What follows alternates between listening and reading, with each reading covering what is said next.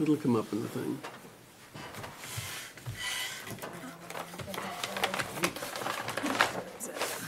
Good evening, everyone, and welcome to the Board of Selectmen's meeting for Monday, October 7th, 2019. We will be going to executive session right now, hopefully come out at 6:30, which I do intend to try to keep this time. And at that time, that's when I'll go through the rest of the agenda. So I need a motion to go into executive session. So moved. Oh, I guess I'll read them. Oh, there it is, sorry. You're the clerk down there, aren't you? Well, I'm the vice chair, I can read it. Oh, that's right. Move that the Board of Selectmen vote pursuant to Mass General Laws, Chapter 30A, Section 21A3, to conduct strategy in preparation for negotiations with non-union personnel, and the chair, so as the chair so declares, police chief. Second. Motion's been made and seconded. Mr. Glavy? Aye. Ms. Napoli? Aye. Mr. Knox? Aye. Thank you. We'll be back around 6:30.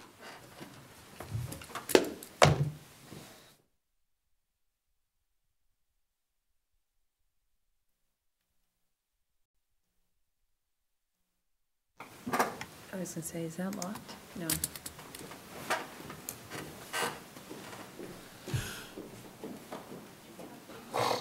Okay. Hey, come on in, Jenny. How are you? Good. How's everyone? Yes. Would someone mind checking that door to see if it's unlocked? Sure. Could you check that one on the other side? Thank you. Welcome back to the Board of Selectmen's meeting on October 7, 2019. We just finished up executive session at 6:30.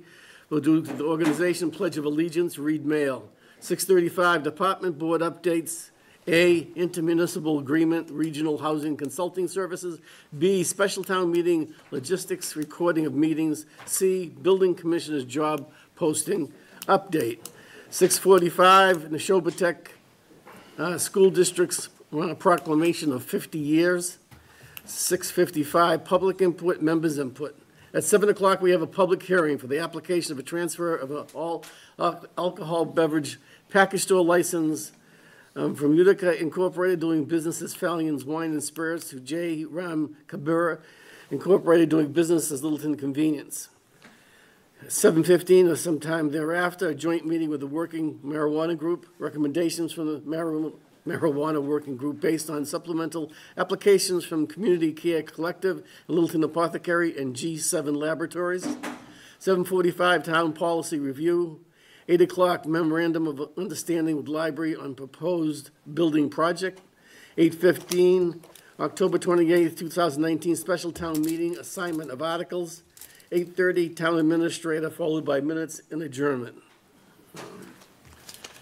Nina, mail. Oh, Pledge of Allegiance first. Pledge allegiance to the flag of the United States of America and to the republic for which it stands, one nation, under God, indivisible, with liberty and justice for all.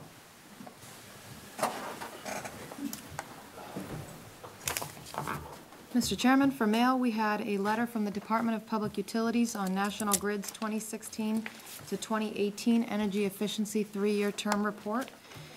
We also received a letter from Boot Hydropower, LLC, on their third quarterly study progress report relating to the Lowell Hydroelectric Project. And finally, we received a letter from Devlin Law Offices outlining their application for a change of manager. Given the board's meeting schedule, I've actually contacted them to request an extension to the hearing date as required by Mass General Law, Chapter 138, so that we can hold the hearing on November 4th during a regularly scheduled meeting. As you know, Mr. Chairman, I did run that past you. Yep. Nina, any reason that we get this notice of filing with the Boston Gas when you read through it, how much of it deals with us?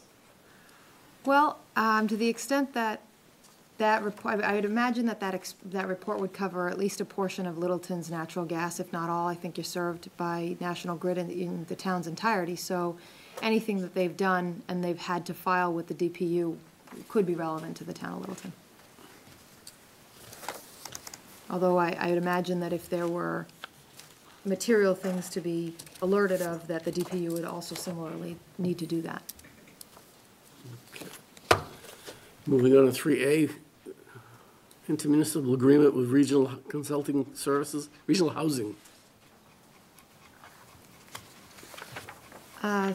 Thank you, Mr. Chairman. If, at the will of the board, I'd ask Maren Toohill to join us and discuss this proposal. Maren, is there anyone else here representing this question tonight? Would invite them up if there was, that's all. Hi, Mary. So affordable housing is one of the orphan tasks that were identified years ago, and now it's fallen squarely on my lap. One of the tools to help implement affordable housing is this intermunicipal agreement. The new 3-year agreement was supposed to start July 1st, and we welcome Harvard to the regional consortium. And this group hires a regional housing consultant. They'll have to put it out for bid again this spring, but at the moment, we're using Metro West Collaborative Services, and I've been, their help has been, I was gonna say very helpful, but for lack of a word, better word.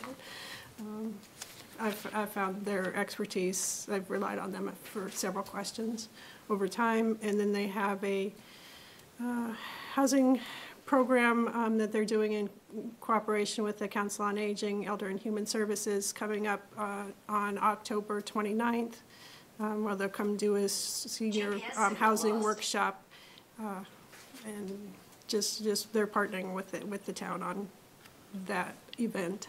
It'll be here in Littleton. Okay. I don't know what kind of questions you might have, or I know Cindy has met one of the housing representatives at a Affordable Housing Trust meeting. Yep.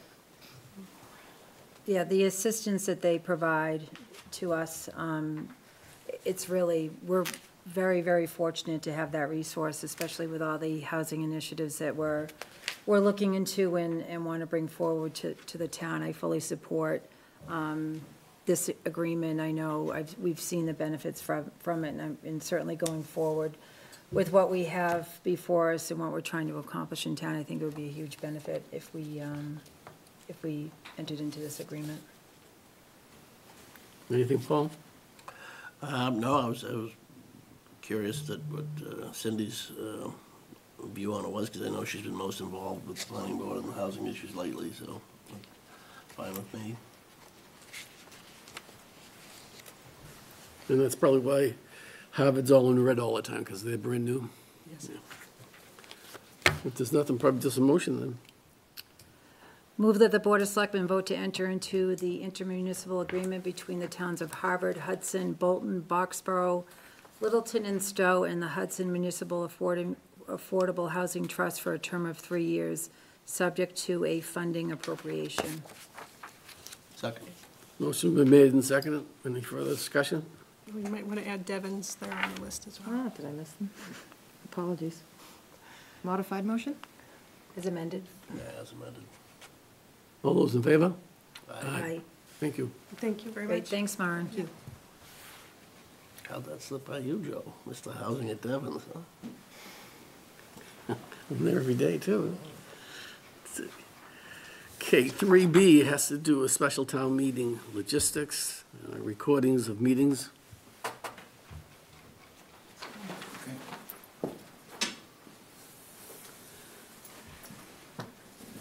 Welcome, welcome. Hello. Good evening. What would you like to bring up? So a couple quick things. So one thing from my office is relating to voter registration and the census. Tomorrow evening, we are having the voter registration, which is from 8 o'clock until 8 a.m. until 8 p.m. for the special town meeting. So we're encouraging people to, if you are not a registered voter, to please stop by the office and get registered. It's a very important special town meeting. The other item is related to people who have become inactive voters. And what that means is anyone who has not returned a census since 2016 will receive a letter from our office, from the Littleton Board of Registrars. And the letter basically states that they have not returned a census since 2016. Many people, and I say this strongly, many people have not even returned census since the year 2010. So we have a lot of homes in this town that have not returned census. So they'll receive a letter first that states that they have not returned a census and that everyone in their household that is a registered voter will become inactive. So that's the first step. Every registered voter in the household, because they have not returned it. So the letter states that, and that in order for them to be reactivated, they need to return, to fill out 2 forms. The first one is called an affidavit of continuous residence. So each and every registered voter in the household that has become inactive needs to fill out the form. And what that is stating that the present voting address that they are at now and how long they've been there, and then the signature of the voter, the print name, and the date. As well, they need to return the census. So those 2 forms. So we're encouraging the people that are receiving the inactivation letters to do it before the night of special town meeting. Because if they don't do it before then, they're not going to be able to get into the town meeting until they fill out all that paperwork. So when they first walk into special town meeting, there'll be a table for precinct 1, precinct 2, and precinct 3 with all those people who have been inactivated, and you'll have to stop there first and fill out all that paperwork, and then you'll have to check in. So it'll be a little bit of a hassle if you haven't filled out your census. So you'll get the letter in plenty of time to do all of this, and we're telling you tonight so that if you've received the letter, you know, please come in and do it ahead of time. You have all this time until October 28th to get it all taken care of. So you don't want to be doing it that night. Is this a Massachusetts thing, a Littleton thing? Or? No, it's in Massachusetts. Yep. Okay, so to clarify, say someone has voted in every election, Yep. but they haven't filled out the census. Yep. Does it make any difference? No, it does They'll not. be deactivated. No. So they'll still be inactivated. Yep. Inactivated. Yep. So the census form, it states right on the census form, failure to respond to the mailing shall result in removal from the active voting list. So it's really a That's- federal thing now. It's federal, right. So it's and the Mass General Law is quoted as well. So not just federal, but the state law. So we quote both of those, so it's right on there. Are those available online, Diane? The census? Yeah, those forms? No. People can download them, no? No, so the census we don't put online. Okay. No, no. Okay. But they can call the office if they think that they have not filled out their census to Yeah. find out if they're not. But we've sent out at least 3 census this year for people to fill out. Reminders, and, you yeah. know, for reminders, just for this year, so So they should have it. they should have it. Okay. Yeah, exactly. Diane, can you also check on the Secretary of State's office to see if you're still a registered voter or no? Yes, they could. Okay. Yeah. So that's hopefully, it's easier for people to hopefully use the website than your office getting inundated with calls. So that's one of the big things for my office. Yeah. So Me? in Me. combination. Okay. Yeah. Mark Foray, no relation to Diane. Yeah, so we're going to try to go live with the town meeting this year. This is kind of the first time we've ever gone live with a town meeting. You know, we do lots of other meetings, but for some reason, whatever tradition or technology wasn't up to snuff, so we never went live with a town meeting before. So we're going to try it. We have tested the path and the technology, and it seems to work, so we're going to give it a shot. We're not really publicizing it too much because it is a test, but we're pretty confident it will work, and then going forward, we'll see how it goes, if people like the fact that they could watch the meeting live or not. Since we don't have quorum requirements in Littleton, you know, that's not really a factor, but, you know, we've gone back and forth, a lot of debate about whether we should do it live. You know, would it hurt attendance. But we felt that we won't know until we do it, so we'll find out. Our belief is that it wouldn't, because most people are kind of diehard town meeting people anyway. You get the same folks out. The people who come for one issue or not would come for that issue anyway, regardless of whether it was live or not. So, some people will say, well, people will be at home watching and then just wait for their article to come up and get in the car and drive down. The problem with that is, if you do that, you may not be registered, for one. There could be parking problems, you still have to check in. It's not automatic that you're gonna get in and get right to the issue and get to the vote. You may miss it, so, we don't encourage people to do things that way, but it's for those people who can't get to the town meeting and just are interested, or maybe one parent is going, the other is staying home to babysit or something. And that's kind of why we decided to do it. I see it's a plus as far as attendance goes. I imagine people with small families trying to line up a babysitter, not knowing how long it's going to be, that might give them an idea. I know it's going to come up within 2 articles, so they'll increase people for at least that one article. So I don't see it as being detrimental at all. Yeah, we really debated it quite a bit as to whether we should try it live or not, and we figured, why not try the special town meeting? There's a lot of important articles that evening, and we also know that what happens is people are sitting in the audience and they're, all right, it's coming up, and they're texting people to come down for the vote, and it's happening, all the time. So I don't think it'll hurt. And like Mark said, it's a test. It can't hurt, but if anything glitches, it won't hurt us. Yeah. So that's why we're saying it's a test, and hopefully nothing will happen. And we don't want the conspiracy theory to go out there to say that it glitched at the wrong time or whatever. So that's why we're saying it's a test. That's the whole purpose of doing it as a test. So.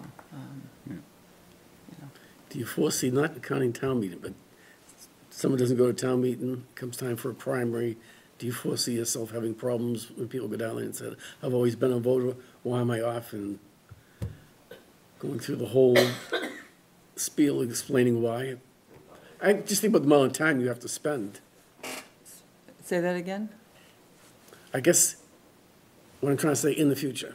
Yep. Somebody goes down for a primary or an election. Yep. And they go up to the table, their name's not there. Well, their name will still be on the list, but it'll have an I beside it. It'll say that they're inactivated. So they'll just have to go and fill out the paperwork, and then they come back and they'll be able to vote. Just that they'll have it'll be kind of a hassle because they have to fill out all this paperwork before they can go back and vote. So it's not that they're taken off the rolls, it's just that It's they going have to take to their process longer that day. process longer, yeah. And I mean, it's not that we haven't done it before, it's just people have been inactivated in the past, but we've really, having an assistant town clerk has really helped me to catch up with all the people that are delinquent. And we've really been able to find out how many people are behind in the census, and we've been able to, get really up to snuff, so to speak, with all the people that haven't been answering their census. And it's important because not only are we able to find out how many people haven't been answering their census, this also gives us an opportunity to find out if these people are still there. Because if they're not answering their census, if they're not voting, then we'll be able to eventually, delete them from the voters list, because after another round of census, we can delete them, and if they're not actually living there. So if we eventually take them off the list, then we fully delete them, then when they come to vote and they're not on the list, they'll be able to say, hey, I actually am living here, so. And the census is important. Why, Diane? Maybe you could explain that to people. It comes to state funding. When we're looking at, if we end up changing, if the congressional numbers of people that we are able to have for our district. So it changes that as well, so. As well, right now, we're on the cusp, we're at 9,500 people. If we hit 10,000, it changes all of our numbers. You know, we'll end up changing to another precinct, you know, all those things change, so. Right. It's It's important. important. Yep. All those things are important, so. Any other questions? Nope. There were a couple other items on this, just briefly. If there's any special announcements that people need to make, or PowerPoint slides or anything, please get those into Town Hall or us or Nina by Wednesday at 4 o'clock, before town meeting, Wednesday before town meeting. One of the things that was discussed that came up that might be of interest to the board is if there's any type of special announcement for Veterans Day and the celebration that we plan to Okay. have. You know, perhaps that's an example of something we might want to prepare, and if we're going to do that, then getting the slides in so that it can be processed. It's a great and formatted. idea. Yeah, Mark's idea, actually. I don't know about that, but, and the last thing is, there is we found out through attending one of Diane's meetings that they had, that if somebody comes to a public meeting and wants to record it, you know, member of the public, they are allowed to do that, but they have to ask permission, I guess, or not ask Make the permission, but announcement. make the announcement to the chairman of the board that they're recording. And then the chairman of that board or committee would then announce to the public that someone is recording this meeting, just to make them aware, so that if somebody doesn't want to be recorded, they can leave the room. Is that a legal requirement?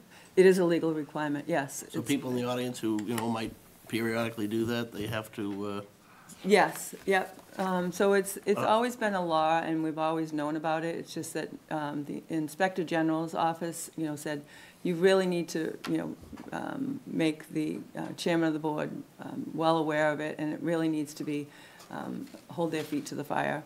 And so it's. but how would it apply when you have a meeting that's already televised? So this is the reason, one of the reasons we're here this evening, because what we would like to do is, on all of your agendas, what we would like to do is put a notice on it that says, public meetings may be broadcast live, streamed live, or recorded for later playback on LCTV and/or the internet. By attending, the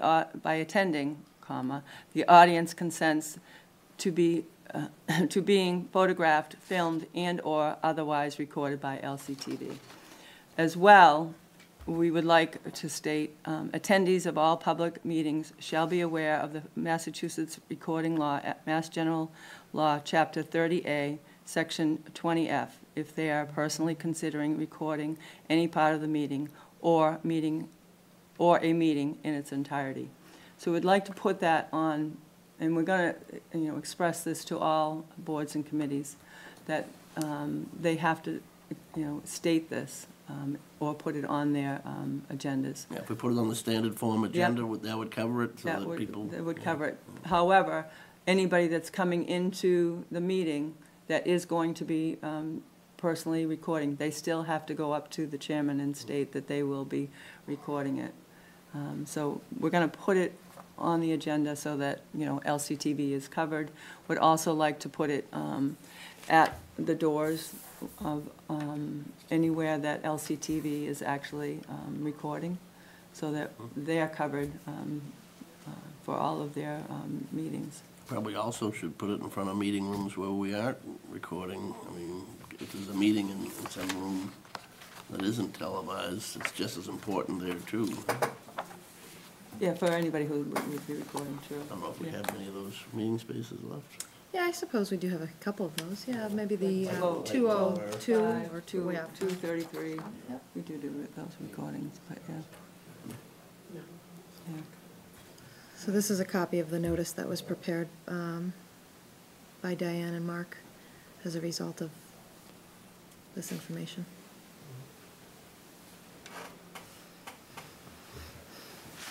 Putting these additions to the agenda, we're not gonna have much room left to do it. Yeah, we may have to come up with an Well, abbreviated yeah, version. yeah.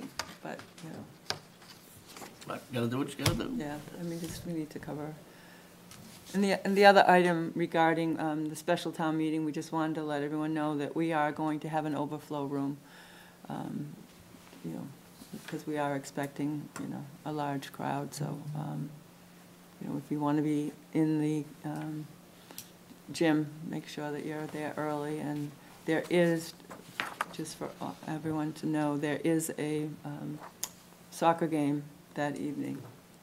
So please carpool. Please, Yeah. please, Carpool, please if carpool. it's at all possible, so it is a 7 o'clock game, so. Thank you. Okay, All right. thank you. Thank you both. Yep.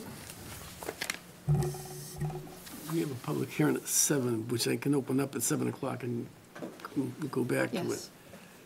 Do we want to take the Neshoba Tech first? That's a before? good idea, yeah. So, if you don't mind, Personnel Board, I'm going to jump to the Neshoba Tech for one proclamation and get back to you. In the meantime, I have to open up a hearing. Our friends from the Neshoba Tech. How are you? Good. Thank you for inviting us. Thank you for coming in. Well, thank you again for putting us on your agenda this evening.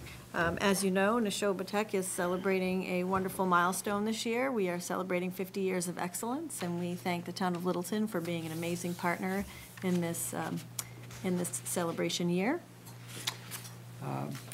Facts, we're up to 35 students this year from Littleton, which is an increase. That's a good sign. We have 2 postgraduates this year, and I believe you're related to one of them. So we're very excited about that. The school is bustling with activity, and we are on the path to become one of the best vocational schools in New England. So we're getting there, working hard at it. Tonight is a celebration. As you know, I graduated from the first class. And we're not going to go about the 50 years, no jokes, Joe. We're done with that. But what we are asking is that you read the proclamation, because you are part of the founding towns of Neshoba Valley Technical High School. There were two members in this town that I know of, Whitey Kish and Harvey Atkins, did a tremendous amount of work in helping to form it and get it off the ground. So after 50 years, we thought we'd go out to all the towns and renew that vow and look forward to another 50. Would you like me to read it now? I would love you to read it. The Neshoba Valley Technical School District celebrating 50 years of excellence. Whereas Neshoba Technical School District, which opened its doors to students in 1969, continues to be proudly partnered with the district members of the towns of Ayer, Chelmsford, Groton, Littleton, Pepperell, Shirley, Townsend, and Westford to provide public vocational technical education with a skills advantage. And whereas the Neshoba Valley Technical School District provides the highest quality academic and technical education possible to prepare our students for college and career paths leading to success in an ever-changing technological world. And whereas the Neshoba Valley Technical School District strives to promote citizenship through a safe and inclusive atmosphere, encouraging a diverse population of students to become positive and productive members of the community.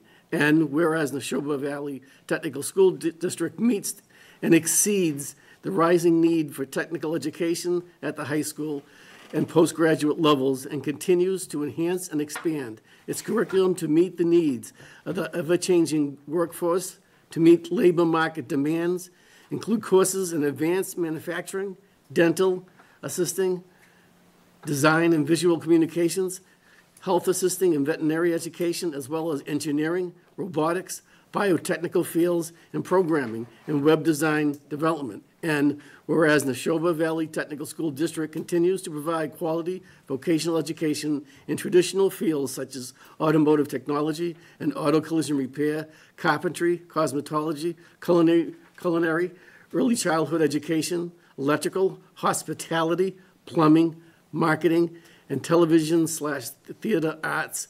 And whereas Neshoba Valley Technical High School continues to partner with local businesses and industry as advisory members to enhance the planning and operation of our technical programs and continued cooperative placement work based on learning experiences of our students, creating future workforce pipelines. And whereas the Neshoba Valley Technical School District enhances technical education with rigorous academic preparedness, meeting or exceeding the guidelines set forth by the Commonwealth of Massachusetts and formally designated as an early college high school by the Massachusetts Department of Education by providing students with the opportunity to earn college credits while enrolled. Now, therefore, let it be resolved that the town of Littleton, Massachusetts recognizes and celebrates 50 years of excellence at the Neshoba Valley Technical High School during our 2019-2020 school year, at witness thereof, set by the hand and caused by the seal of Massachusetts, herein affixed. Thank you so much. Thank you. That's excellent. It's the Get best this- advertisement we've had in a year, Jim. Thank you so much. I would recommend that the board just quickly vote to sign and then sign for formality The Board of purposes. Selectmen vote to sign the Neshoba Valley Technical School District citation celebrating 50 years of excellence. Second. Motion been made and seconded. All those in favor? Aye. Would you like to take that with you tonight? Yes. While the board is signing, I'd just like to thank Dr. Pidgeon and Chairman Ellis for their warm invitation and hospitality to both the finance director and I a couple weeks ago, where they spent a considerable amount of time with us sharing what their school does and the history of their school and showing us some of their classrooms. And I can't tell you how appreciative both Cheryl and I were to feel that we have an easy contact, just pick up the phone and contact them with any questions. It was so valuable to both of us. Thank you. We enjoyed the visit as well. Very good. Thank you. Thank you. Thank you so much. Mr. Chairman, we do have the option to open the hearing after 7 PM if we wish. Joseph, as always. You're very welcome. Somebody forgot to date it. Oh, Good job. Thank you very much. appreciate it. Yep. Thank you. Gotcha. Great job. We do have the option to open the hearing, go back to the item we had just a moment ago, and then go to the hearing, or go to the hearing direct. It's solely up to the It's my board. intention is to open the hearing, finish up with the personnel board, who obviously came here to get their part done, because we don't know how long this hearing's gonna go, if this is gonna be okay with you, but there's just something right before you, so I'll legally open it up, and then, It's actually probably easier to not open it until after, because you don't have to open it at exactly 7. If you open it, otherwise you're gonna have to take multiple motions, and then you'd have to recess, and then you'd have to continue. It's probably easier to just open it once you're through with the prior item, if that's acceptable to the board. that's fine with me, I was, Just for 40 years, I've been hearing you have to open. Yeah. I apologize. I did triple check with Ivrea Freed, our representative from Tom Harrington's office, just to make sure I wasn't giving any improper advice, and she did confirm that we could do it Threw that it way. all out the window. Anything goes now, yeah. Just can't open it before the time specified on the agenda. Not before, gotcha, yeah. all right then, we'll go to the building department job posting update, if the personnel board members would like to come up front. Or should I say my fellow personal board members, chairman? Saw you this morning. I will defer to Nina first to give you, the board, an update, and then let you know what was discussed this morning at the personnel board. And I missed it. You missed it, yes. So as the Board of Selectmen knows, a member of the board had placed a call to town council before our previous discussion on the subject of the building commissioner grade change. And based on the various things that we were throwing at town council over the last couple of weeks, warrant being one of the major ones, obviously, the town meeting warrant, town council didn't have an opportunity to get back to that member of the board until after both this board met and the personnel board met, when we had agreed that we would go down the road of posting the building commissioner / zoning enforcement officer at a grade 11. So the advice from town council was that that the planning board, based on the current personnel bylaw, does not, in his opinion, have the authority to regrade a position. And this kind of sets us back to square one, if you will, in the sense that, well, since 2007, the Personnel Board has understood that to be their charge, and I believe the town has operated in a way that is accepting of that charge. This changes how we understand the personnel bylaw. And so I think we need to respond to that change. And one of those responses is specifically looking at what the conflict is. Town council identifies the conflict being the fact that the town meeting votes the position and the respective grade. And the biggest challenge we have now that we have this understanding of the bylaw is that because we have a fall town meeting and because we have a spring town meeting, it really only provides for 2 opportunities for us to make grade changes throughout the year. If there was a significant change in organizational structure which caused a position to have significantly more authority or by any means significantly less authority or a material amount of more or less authority, then it would affect both the board and my flexibility in making management decisions as to the organizational structure. So therein lies a bit of the challenge. But also, we have the challenge of how we handle the posting of a building commissioner position, because I think we would all agree that we'd like to post that immediately. So the only thing that I can recommend at this point in time is consistent with the personnel bylaw, consistent with the opinion of town council, that now we're in a situation where we have no choice but to post for the building commissioner / zoning enforcement officer at a grade 12, because that is what's contained in the personnel bylaw. In addition to that, I think we should review and actively prepare for changes at the annual town meeting so that we're not in this position where we're hamstrung for 6 months out of the year. And as a result, I've prepared a motion to meet those pieces, and, I would recommend that the board ask the Personnel Board to take a look at that. Obviously, the Personnel Board has a representative of the Board of Selectmen, a representative of the Finance Committee, the Town Administrator. So hopefully, if there are any details or considerations that the board would want the Personnel Board to consider in its review, those could be shared perhaps tonight or on an ongoing basis as we work through developing a resolution. I don't know exactly what the resolution would be at this time. I think the Personnel Board needs to, and perhaps the Board of Selectmen needs to, read the bylaw with this lens and focus on this specific issue as we look at options, work with town council on options, and, prepare something for the annual town meeting. So that's my introduction. Covers everything. Yeah, sorry. Shouldn't have left it up to me then. Went on for. I think since 2007, I've been involved with the personnel bylaw, and it's been good that when a position comes before us, it's rated by 2 raters, and then it's sent up to the selectmen to make the decision whether it's a go or a no-go, and that's how it's worked. And the position has taken place during that year. With this new revelation that we're getting from town council's opinion, that no longer can happen. We will be able to rate the position, if there is one, brought to us, but it will not be able to be put in place until a May or October town meeting. One of the incidences would have been Anthony's position, because that was a new position. And that would have been rated, but no one could have been hired for that position until May. So that's what we all agree is what's tying us right now. And the board did vote this morning.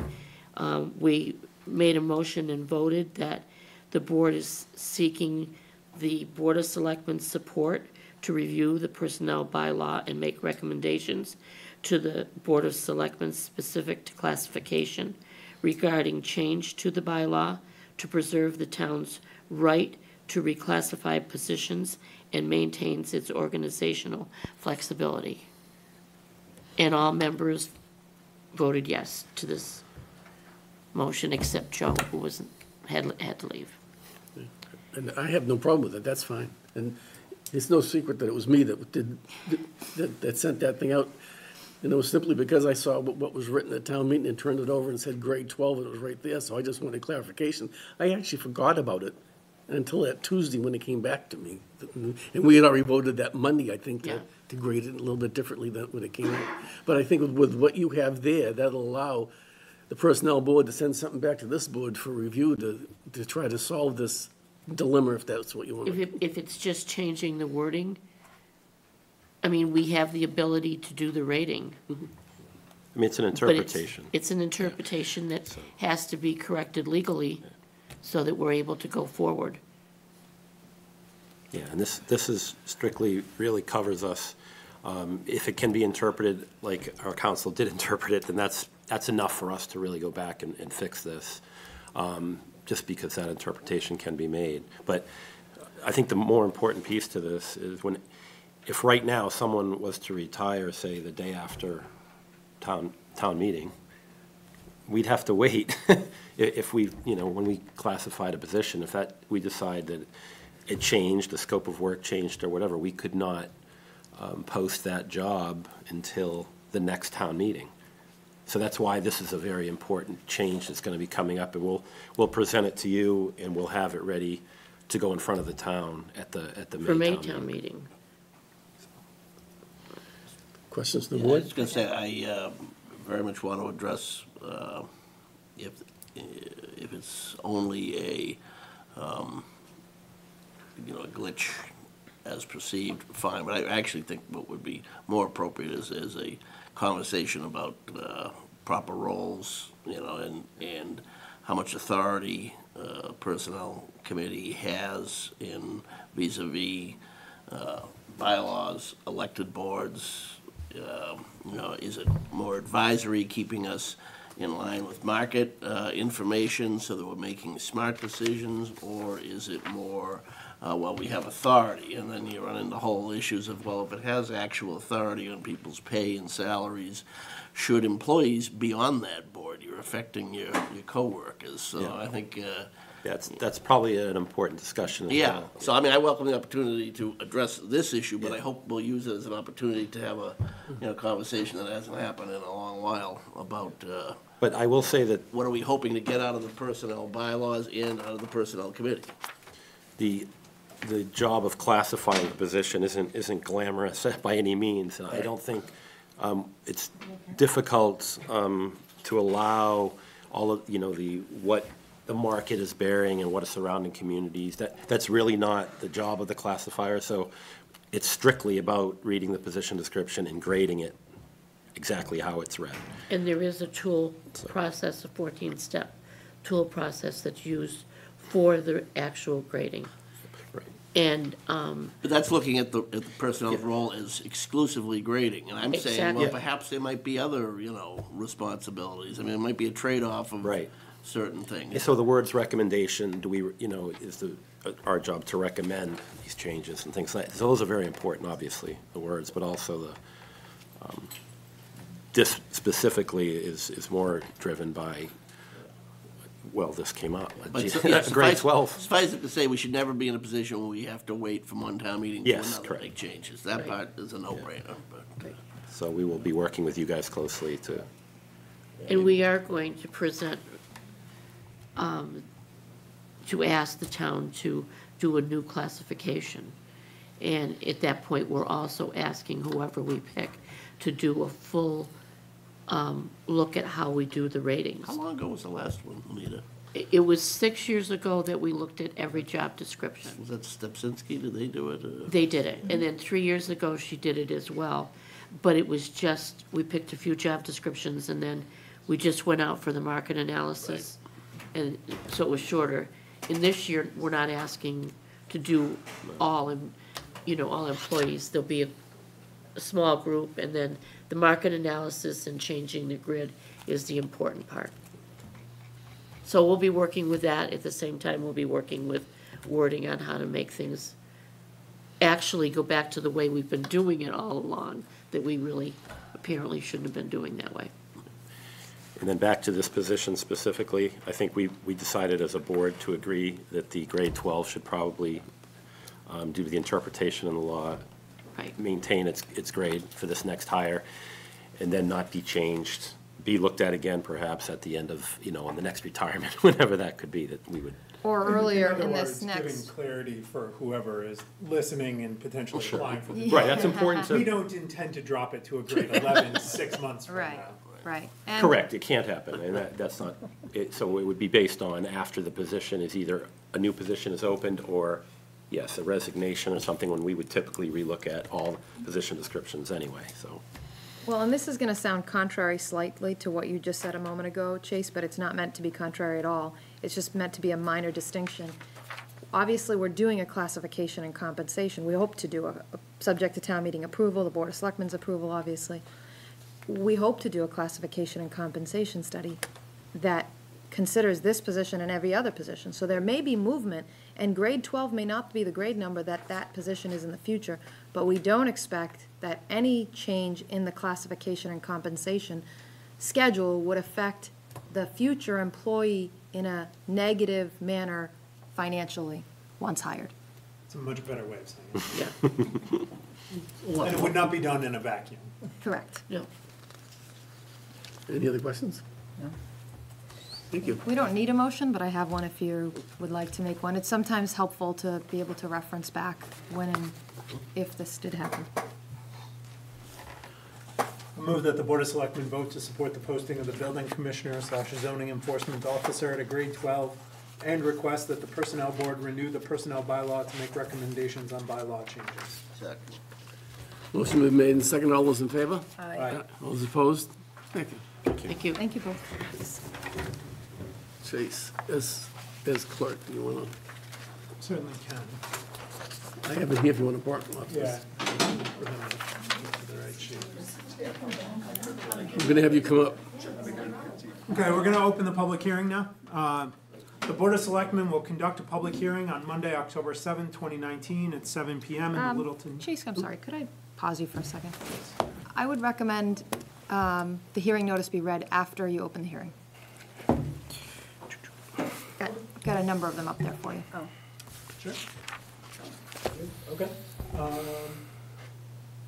Very well. I'll move to open the hearing for the transfer of retail alcoholic beverages package store licenses from Udacha Incorporated, doing business as Fallon's Wine and Spirits, to transferee J. Ram Kabir Incorporated, doing business as Littleton Convenience. Second. Motion been made and second. All those in favor? Aye. Now you'd like the notice?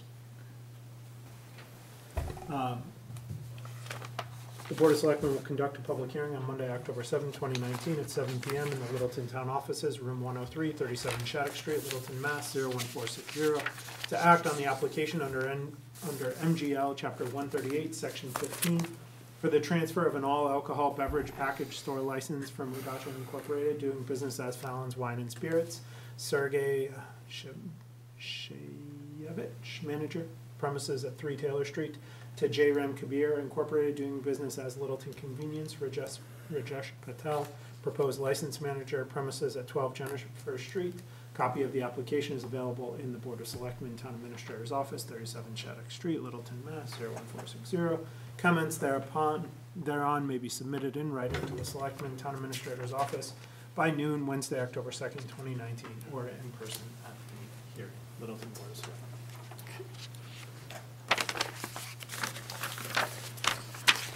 Welcome. Thank you, Board. My name is Matthew Porter. I'm the attorney for J. Ram Kabir, Inc., which is the applicant before the Board today. Alongside me is Atul Bhagat. Mr. Bhagat is the president of J. Ram Kabir, Inc., which operates right now as Littleton Convenience. Also with us tonight is Rajesh Patel. Mr. Patel is the president of the corporation. He's also the license manager. But before the Board, this relates to the sale of the liquor license, which up until most recently was being used at 3 Taylor Street. Our guys are occupying the property at 12 Jennifer Street with a beer and wine license right now. The idea being to purchase that all-alcohol license and at the same time return the beer and wine license to the town. So I know that there were some concerns. This application was filed a few months back, and the Board had reached out to us with some concerns regarding the sale of liquor at a convenience store. Since then, we've updated our floor plan. We have worked with an engineer, worked with a contractor who has actually put forth a design with which It would separate the store in half with a glass partition, which would be clearly designated as 21 plus to help get rid of some of the concerns of any underage sales or underage occupants in the store itself. So there's been an outpouring of support from their customer base over the last couple of years. Just over the last few weeks, they've been able to manage up to 150 signatures or so in support of this. So I think it certainly meets a public need for the town. The population seems to have a desire for it.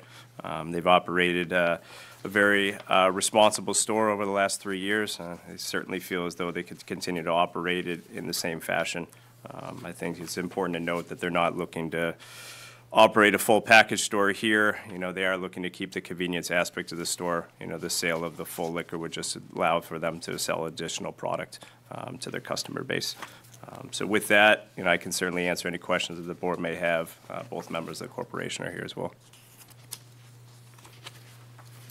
So the current, is it the owner of the license? Do they own the license, Fallon's? Fallon's currently holds the license, yes. And is it a process where if this license is purchased, or how does this? Yeah, so yeah, you have to purchase the license, and obviously, in order to transfer for the store, it would be, the board would be approving both the transfer of that license itself and then a change of location, is how the state designates it. So that would allow that license to be transferred to a new location. Can I ask counsel for a little clarification on that? Well, let me frame the question first. I think we had some information, I had anyway, that if the license were inactive for a certain period of time, whether or not it were paid full, that it wasn't theirs to sell, it's more or less the town's to re-award.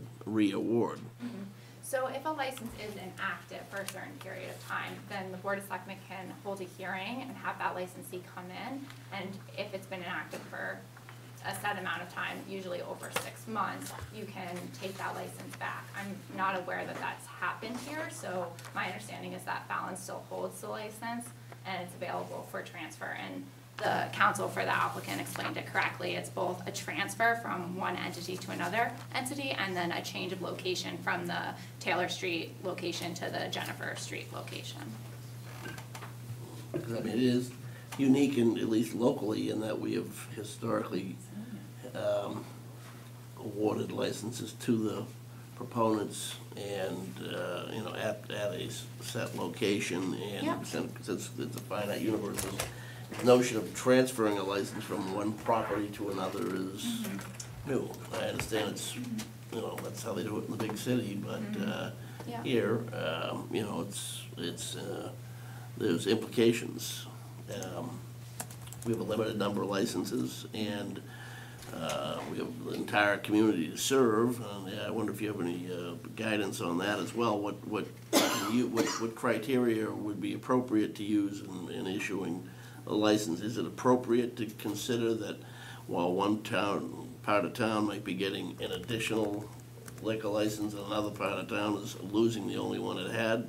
Right, so the standard is still the public convenience and necessity standard, and I think we might have circulated some information on that, but the standard really talks about public want and public need in that location. So you could look at how many other full all alcohol licenses are within the vicinity of the Jennifer Street location. That would be appropriate.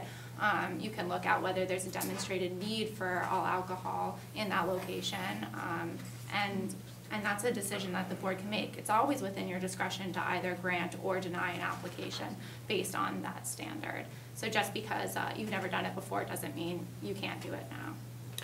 Thank you. That consideration that you talked about with respect to proximity, is that specific to licenses that Littleton issues, or are we looking more broadly? The reason I ask is Westford has a liquor store right on the Littleton town line that essentially serves the common as well. Where does our ability to review start and stop there with respect to town lines? I've always taken the position that it's within the town. You're looking at what is the town need, and that you don't look at licenses in abutting communities.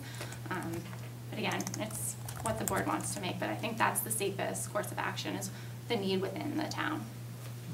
Thank you. How many licenses do we have?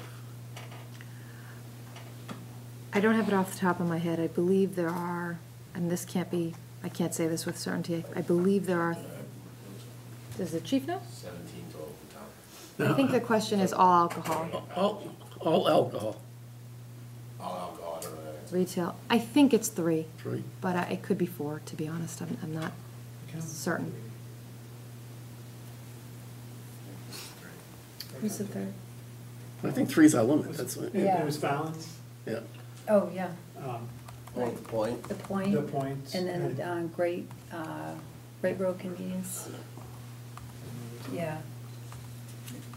Yeah. Don't forget, Chris. Okay. Do you have any questions? I guess I wanted to get into this a little bit. Counselor, you said the applicant, your words, that run a responsible store for 3 years. Yes. Could you respond to ABCC violations that Sure. happened in 2017? Yeah, I'd be happy to. So these guys had opened up in 2017, which is about 3 years ago.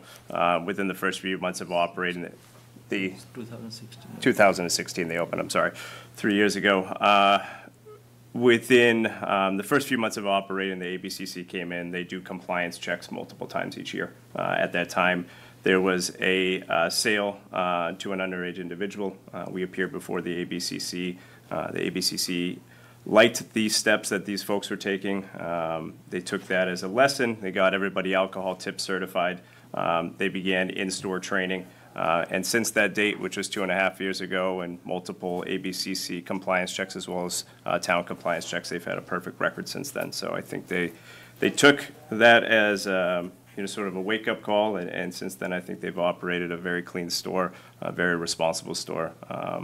We do know of other stores within the town that have received ABCC violations since that point, but in the last 2.5 years has been nothing on these guys' end at all.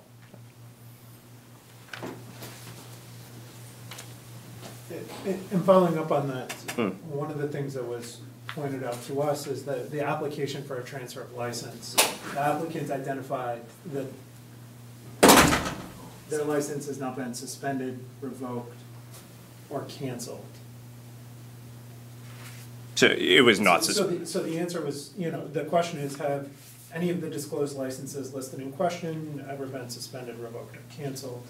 The answer was no. Help me understand how that fits together with the ABCC. Sure, they were not suspended. So the ABCC, what they hold suspensions in abeyance. So essentially, it's a warning shot in a sense. So they'll take the application, they'll hold any suspensions in abeyance if the record is clean for that specific store or that specific corporation for the next however many years they stay, 2 years sometimes it's 3 years. So long as they stay clean for that period of time, the suspension is wiped out entirely. So it's held in abeyance. So they did not serve any suspended days. Do you think we're splitting hairs there a little bit? I mean, wouldn't it have been a little more forthright to say yes and accept the application's invitation? Yeah, I mean, there certainly was there was no indication to hide anything. I mean, the way that we read those applications, the way that we've always read them, and we work on several of these, is if the store has actually been suspended, we disclose that there. So I apologize if that gives off any sense of impropriety. That certainly was not the intention within the application itself. We're only working within the framework of the state application.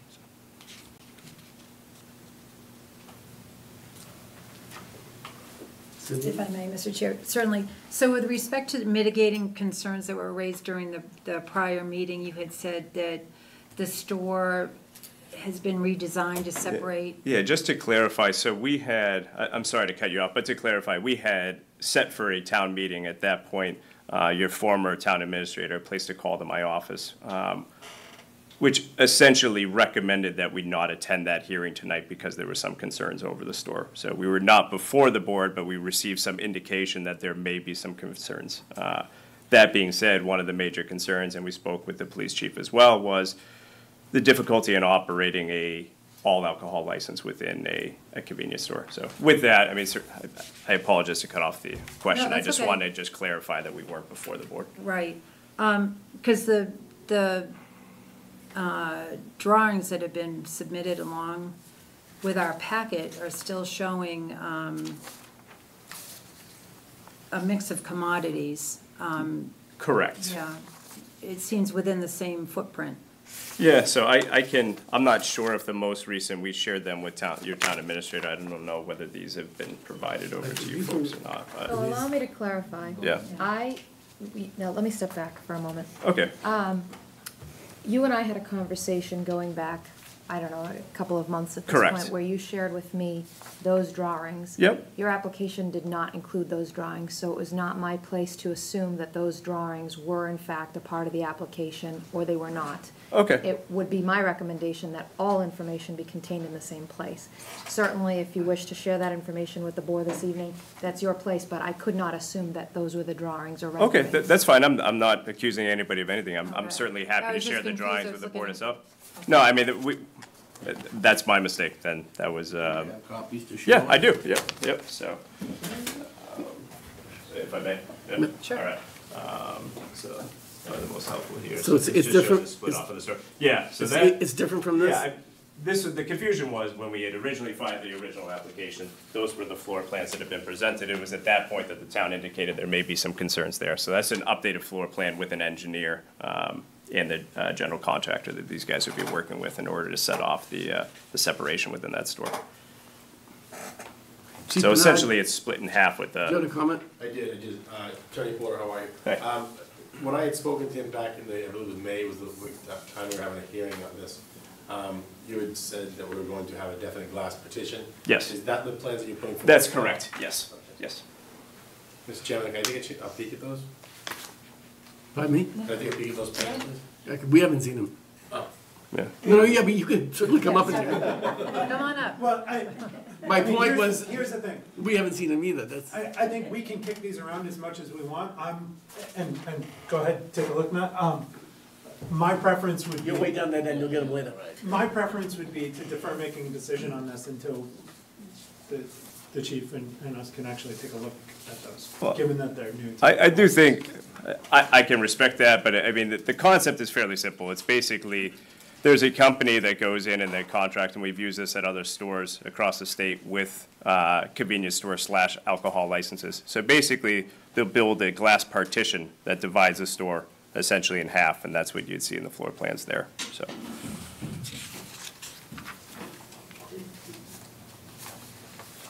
I don't think it leaves much mystery as to sort of how the No, but I floor plan mean, would be you set know. up. But by all means, if But the if board it's, wants additional time, I mean, It's, sure.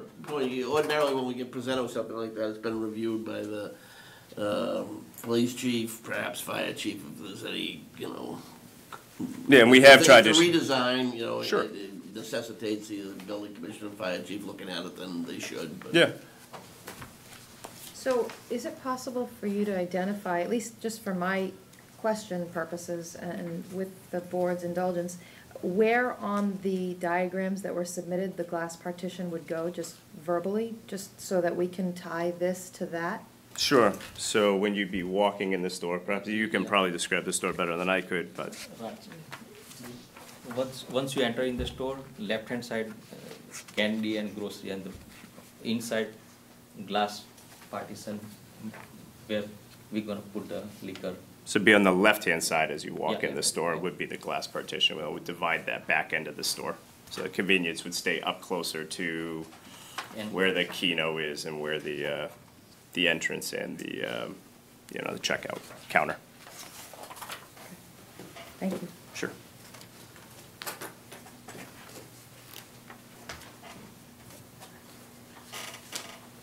I wish we had those ahead of time. I think, I'm speaking only for myself. Understood. I do have a concern, and I like the idea of the glass partition, because I just have this concern of groceries and Yeah. kids going in for candy bars and someone else is buying liquor right next to it. Sure, and it's been very, I mean, again, it's not a new model. We've had a few of our clients use it across the state, and it's been met from the communities, certainly, with a higher regard than just, sort of a mixed bag of not knowing where that, alcohol could be. It separates any ability for, any minors to, be walking up and down those aisles with those products, and certainly, the sale of nips, which are always a huge concern to the town itself. Everything will be separated entirely, and it'll be clearly marked off and designated as a 21-plus area. So I think it gets rid of certainly a lot of concerns, and it keeps it, you know, far more easy to operate for these folks as well, you know. So I think it meets both the town's need and their need to, obviously, to create the most, you know, safety for the town. So are there two cash registers or just one? It's just one register, so, but you'd have to walk into that unit and walk back out of that unit, which is wide, you know, very clearly, you know, visible from where the counter would be.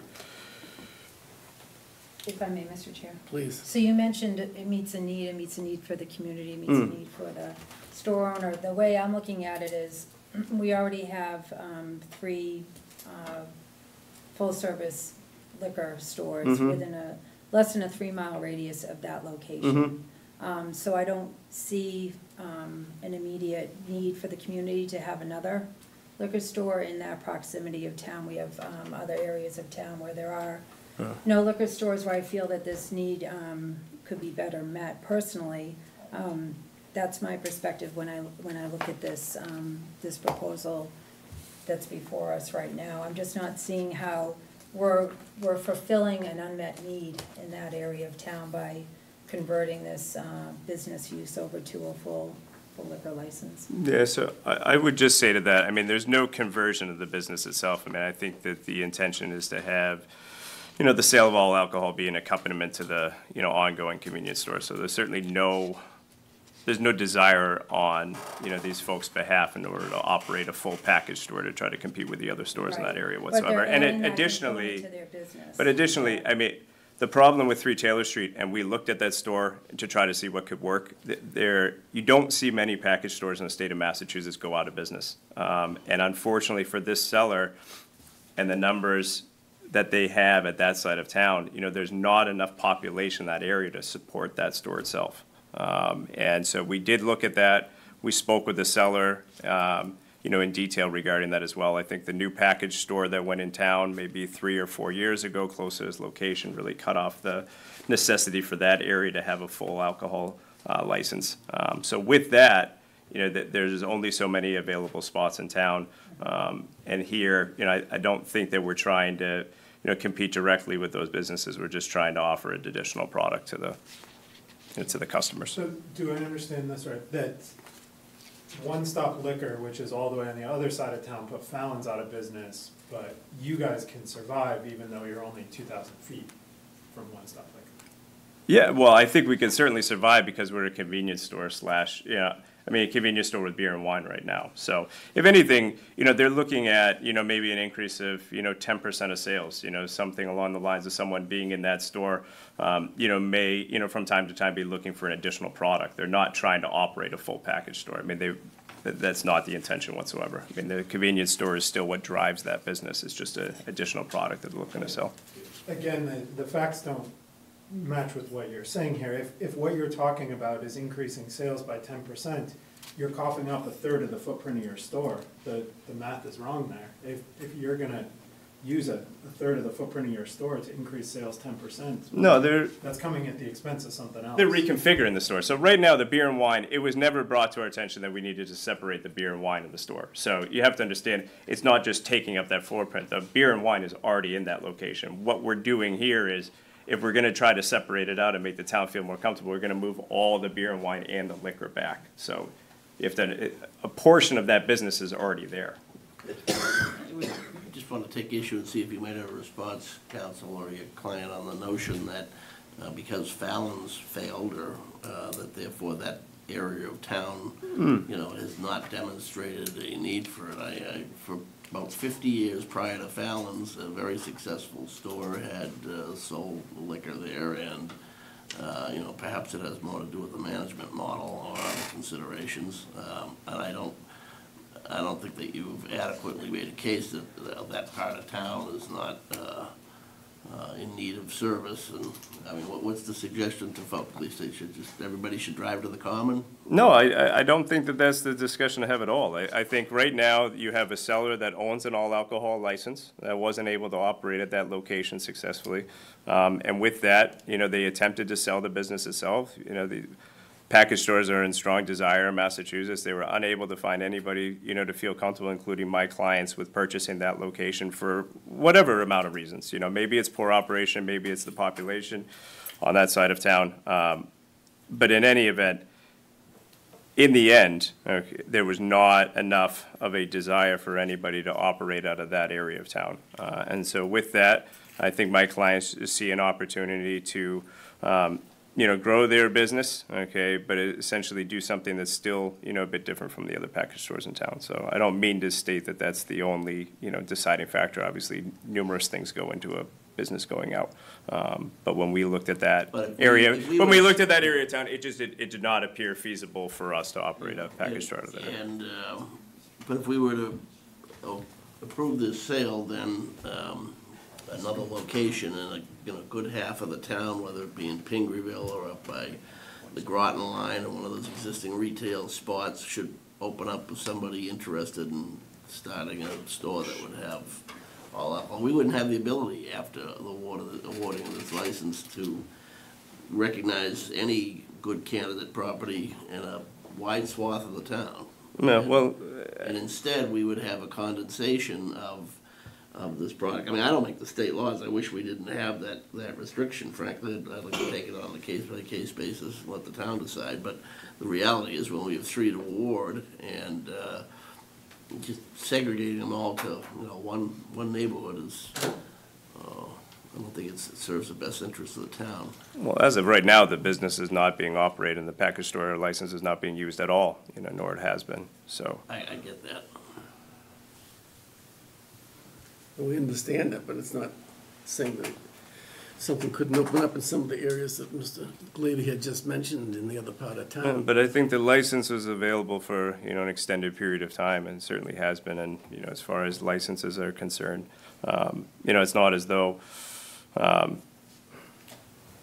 would just state that this license has been available for quite some time, and there was no other applicants that were able to put forth a plan in order. Well, it hasn't been available as a license that the town held. It's only been available as a license that the owners have found. Well, yeah, well, then you're talking about revoking the license of the seller, which that's a new concept too, to the town, as far as licenses having a price tag to them. Had that license been turned or recovered back to the town, I wonder whether we might well have had applicants, in another part of town that maybe express interest, but that. A not insubstantial $60,000 price. Right. Yeah, so that opportunity really was never presented to.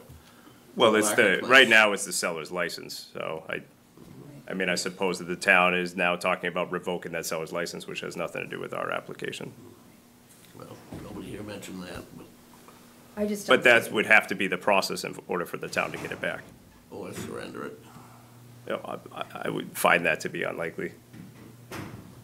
I guess in my viewpoint, Littleton Convenience is an excellent store. I think it's run great. Nothing against the owners or how it's conducted, but I personally, I think it's been echoed by other people here, don't see a need for it in that area. Personally, I'd rather have us hold on to it, but not that we'll hold on to it, but have the opportunity to use that license in another part of town if it came available. This argument also came up the last time that we had opened up the liquor store, and well, not we opened up, but liquor store at the point it came up. There were 2 applicants that were both convenience stores, and the board felt at that point that convenience stores weren't the avenue to take. So I don't think that's changed. So that's my viewpoint. I don't think there's a need in that area for another liquor store. We ought to see what the public has to say. To your point though, Joe, at this point, if we were to accept this license, we could fit all 3 of our liquor stores where they're currently located in 0.2% of Littleton's land area. That's how tightly they're bound together. Any public?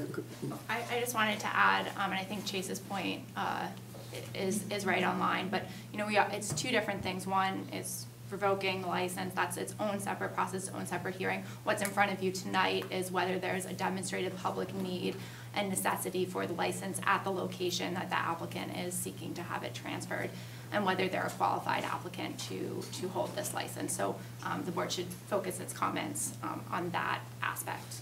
of the application. I don't think we mentioned revoke. No, just, no, we haven't, our board hasn't. Yeah. Public input? Anyone? Seeing none, this board, do we want to vote to close the hearing and for further debate? I guess at this point, as you said, Joe, the options would be to close the hearing or seek permission to continue the hearing, depending upon whether or not the board feels it needs more information, time to review the layout, or any other aspect that I haven't considered. I don't see any need to continue it. I think we have all the information before us, regardless of the layout of the store. I appreciate that we did get that information. I wish we had it ahead of time, but at the end of the day, I think it comes down to whether or not we feel there's a need for that establishment in that section of town. I agree that it doesn't pass the threshold question for me of location, and then there are other questions about layout, but it fails the threshold. All right. Motion to close the hearing then? Move to close the hearing for the transfer of retail alcoholic beverages package store licenses from Udacha Incorporated doing business as Fallon's Wine and Spirits to transferee J. Ram Kabir Incorporated doing business as Littleton Convenience. Second. Motion made to close the hearing. All those in favor? Aye. Okay. Debate, motion.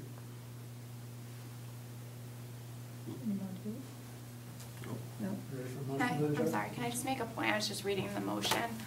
So there's two applications in front of you. It may look like it's actually one, but there's the application to transfer the license, the ownership to the new individual, and then there's the application to change the location. So we would recommend that they be voted on separately. Okay. And All right, then I guess we would split that paragraph that's on number 7. Is that what your suggestion is? yeah, I would have it as two motions. But this then introduces a question, which is, would the applicant be interested in the license if we were not willing to grant it at that particular location? Can't purchase a license without a location in Massachusetts. It's a pocket license. Wouldn't be permitted by the ABCC. So the licensee would not operate at the other Right, location? yeah, you need to be able to have a right to occupy a specific location, and here, we wouldn't have a Okay. right to occupy this Okay. location, so. So then the board can do it as one motion. One motion. Move that the Board of Selectmen vote pursuant to MGL Chapter 138, Section 15 to 15A to deny the transfer of retail alcoholic beverage package store license from Udacha Incorporated doing business as Fallon's Wine and Spirits to transferee J. Ram Kabir Incorporated doing business as Littleton Convenience, and deny the change of location from 3 Taylor Street to 12 Jennifer Street, Littleton, for the sale of all alcohol beverages Monday through Saturday, 8 a.m. to 11 p.m., and Sunday, 10 a.m. to 11 p.m. on the premises described as a one-story building consisting of 2,500 square feet, containing 3 rooms, 2 entrances, and 3 exits located at 12 Jennifer Street, Littleton. Second. Motion made in second. All those in favor? Aye. Those opposed?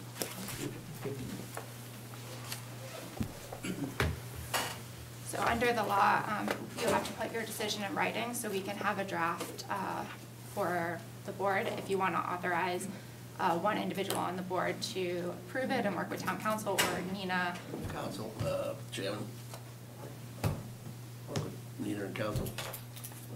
So the proposed motion would be to have the Board of Selectmen authorize Chairman Joe Knox to sign the decision on behalf of the Board of Selectmen relating to the hearing on October 7th, 2019, regarding the transfer of all alcohol beverages package store license. Review and sign. Great. As amended, so moved. Motion's been made Give me a second. Yeah. Second. in second. All those in favor? Aye. All right, moving on, going backwards. Public input. Anyone on any topic? Okay, seeing none, how about members' update? Mr. Levy? No. Napoli? No. Mr. Gruber? Only thing to mention was what a success Oktoberfest was. Yeah. Parks and Rec chief, he's gone, but chiefs, police officers were there and incredibly supportive. It really was an excellent event that I think was enhanced by the weather. If we can tee up that weather, we can, wildly successful. Yeah. I'm glad you brought that up. And It I was really, excellent. really appreciate the Pub on the Commons contribution to that and helping the whole process run smoothly. I do want to read something that came to me through Facebook, and it has to do with you, Chase. And as I read this, it's not from me, but it's from one of your friends. It has to do with the race you were in. It says, We don't need to do that. you have to hear this. This is very good.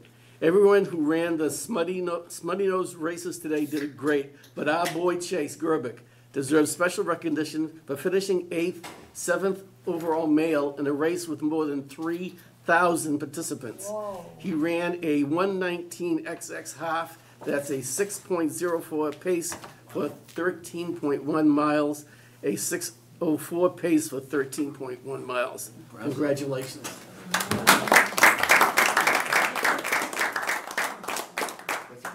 You can thank my wife. She found that. Appreciate it. Okay, joint meeting, number 7, marijuana working group.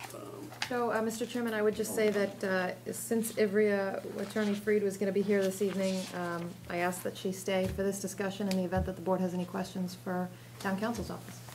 Okay. Our working group, you're the only, oh, Anna. Anna, Ed's not here?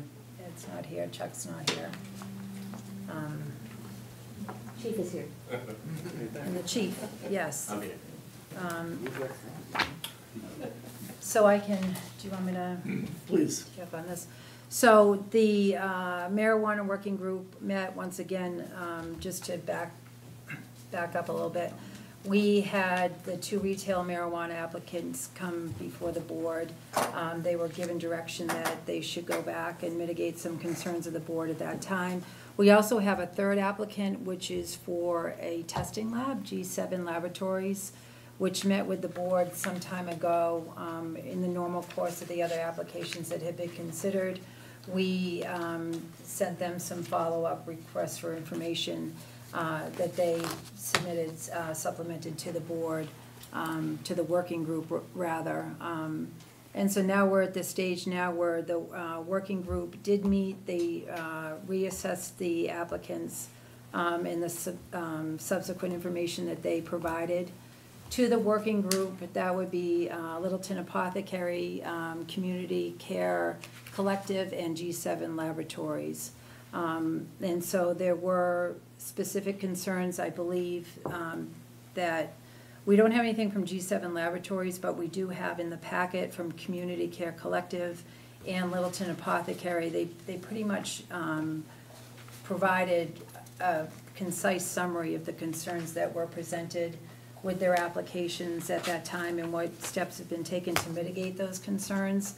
At this point, before the board is the decision of inviting these applicants, the retail marijuana applicants and G7 Laboratories, to enter into host community agreement negotiations with the board. It's not an affirmative decision as far as making a decision about whether or not they will be granted a license. It's just giving us the opportunity to sit with them and enter into negotiations, which is part of the process through the marijuana licensing process. And through the host community negotiations, any other concerns that might exist could be mitigated during those discussions between the board and the applicant. So I just wanted to make that clear. I know I personally felt that they did a good job supplementing their responses to us.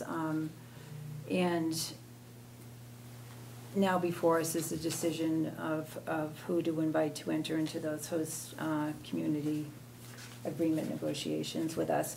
I will be recusing myself from any deliberation regarding Community Care Collaborative. As was stated in a previous meeting, my mother's business is, at the time, it was going to be located in the same building, but it's still going to be located adjacent to the proposed operation, and there would be a financial impact on her business, potentially financial implications. So I will be recusing myself from that discussion. I will not be recusing myself from any discussion regarding Littleton Apothecary, because there is no financial implication associated with that application. That is at the advice of town council and the State Ethics. Thank you, State Ethics Commission, just to be clear. So I don't know where the board wants to go from here. I don't believe that the applicant for G7 Laboratories is with us tonight. That is the testing lab. So I was going to maybe just invite Anna to come up, if you wanted to come up at the table as part of the working group, or not. And then I was just thinking that we could just maybe just go through G7 Laboratories. We could go through Littleton Apothecary, and then I'll leave the room, and we can, the board can deliberate on community care, if that's acceptable to you. Yeah, I guess before I want Anna to say anything, can we get comments from the not G7 because they're not here, but Right. the other two applicants, so the public knows what changes they made from what, and would you have to recuse yourself just from that part? I just thought it'd be good for Dave and for Christine to say, this is what was brought up before, these are the changes we've made so the public knows. Yeah, well, I was thinking that we do that while we look at each applicant.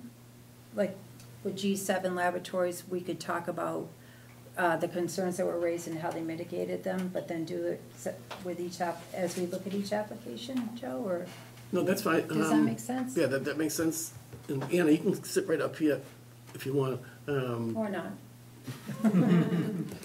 So, And this would just be the next step, right? Sure, right, correct. Well, and I just want to let the board know, I just received a message from Selectman DeCoste that he's unable to make it on account of not being well. And for whatever it's worth, his comment would be that the board should wait to make a decision until the marijuana working group is in a quorum. Perhaps, I'm not interpreting his message and just stating it to the board because I feel obligated to do so, and not obviously making a recommendation one way or another, just relaying the information from Selectman DeCoste. Yeah, we weren't gonna be acting on anything tonight anyway, right? It's up to the board, really. I mean, honestly, Paul, it was my understanding we would be acting on it tonight, and to It wasn't mine, to respond to Chairman DeCoste, who's not here, the marijuana working group already met and discussed these applicants, and at the time, I think there was, Anna, correct me if I am wrong, that there was feedback given about applicants and who they felt should be presented to the board or recommended to the board that they enter into HCA negotiations with them. At this point, I don't see any need to delay this process any further and not make a decision tonight. Unless. The way it's agended, it looks like it's, discussion on recommendations, but didn't I could make a decision, I suppose, on either one of them. I don't think it was set up that way, presented that way. Okay. But, I can go with it. I don't know if there's any I just legal feel like requirement on, is there an expectation that it would have been posted differently, perhaps, council, or should it have been the first to act on it, these applications? Well, I think that if a discussion happens organically and a vote ends up being taken, I think the agenda item would be defensible if the board decided to act. I guess a question from Mr. DeCoste, he's obviously said he'd like to be here. Is that the implication he was making? Well, the best I can do is read you the message he sent. I don't. Point of order. Nina? Well, actually, I'm thinking through what the point of order is gonna be in a moment, and it's a potentially fair point of order to town council. Is it appropriate for me to read a message from a selectman that is not present, considering the open meeting law? So there's no remote participation right now that's going on. So you didn't trigger the remote participation requirements. Many boards, selectmen that can't attend might write a letter, and that will be entered into the record and made part, but we would not encourage communication between selectmen that aren't present and the board as the quorum sits tonight in the meeting. Mr. Doucette? Yeah, I think town administrator summed up my question, and I just think if Mr. DeCosta is home watching this, you know, and he keeps sending in text messages, how much of that becomes participation when he's not here? It's really, there's no precedent for anything ever happening like that, I don't believe. If there was a letter written and read into the record, I think that'd be a different story, but I think that anything that comes in by an electronic communication that, you know, is not distributed through the whole board other than verbally, I don't think it can really be counted. Not in my, you know, humble non-attorney education and just my experience, I don't think it's. Did you say humble? I am, yeah. Just my education, not me. I'd like to add to this, Joe. It was always my understanding that we were going to be deciding on this tonight. I mean, we deferred this from a couple of weeks ago. This process has been agonizingly long and drawn out. I think both for our sakes as well as for the sake of our applicants, we owe them an answer. I don't dispute any of that, Chase. I just think, I wonder whether, you know, is that the expectations of the applicants? Were you folks expecting? We were expecting September 23rd. Well, okay, the question is, Yes, based on the way, yes. based on the way things are posted, and in the public too, I just, given the, you know, the interest we've had, the fact that there's hardly anyone here, I don't know if folks were led to believe by our agenda item that would, you know, it looks like an update from the joint marijuana working group, not a action. And I'm saying that, I just want to go on record with it. I'm prepared to act on it. That's what the board so decides. I just expect we're going to get people saying after the fact, you know, that's not what your agenda said. But I think you pointed out too, Cindy, it's just the next step. It's not a final determination. It's just the next step to move forward. Well, it's, right, it's just to vote to invite them to enter into negotiations with the board. It's negotiating with the applicants. It's not granting them a license. It's just inviting them to participate and proceed in the process by.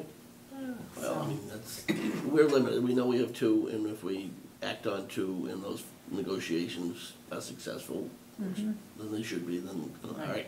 My expectation would be if I vote on either one of these or both, that the next phases will, you know, just happen as a matter of course, and the expectation is they get the license. And I'm not opposed to that. I just want to be clear with people. I mean, I just don't see what any additional information can be provided other than what's going to be presented here tonight. I won't dispute that either.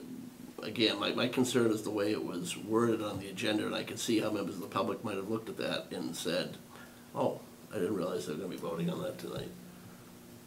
But, all right. Anyway, if members see it otherwise, I'm ready to act on it. Why don't we move forward with the three things and we can Okay. start with G7? Sure, so let's start with G7 Laboratories.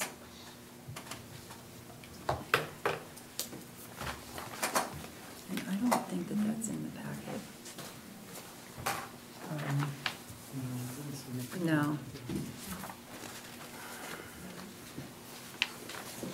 So G7 Laboratories is applying for a marijuana testing facility at 160 Air Road.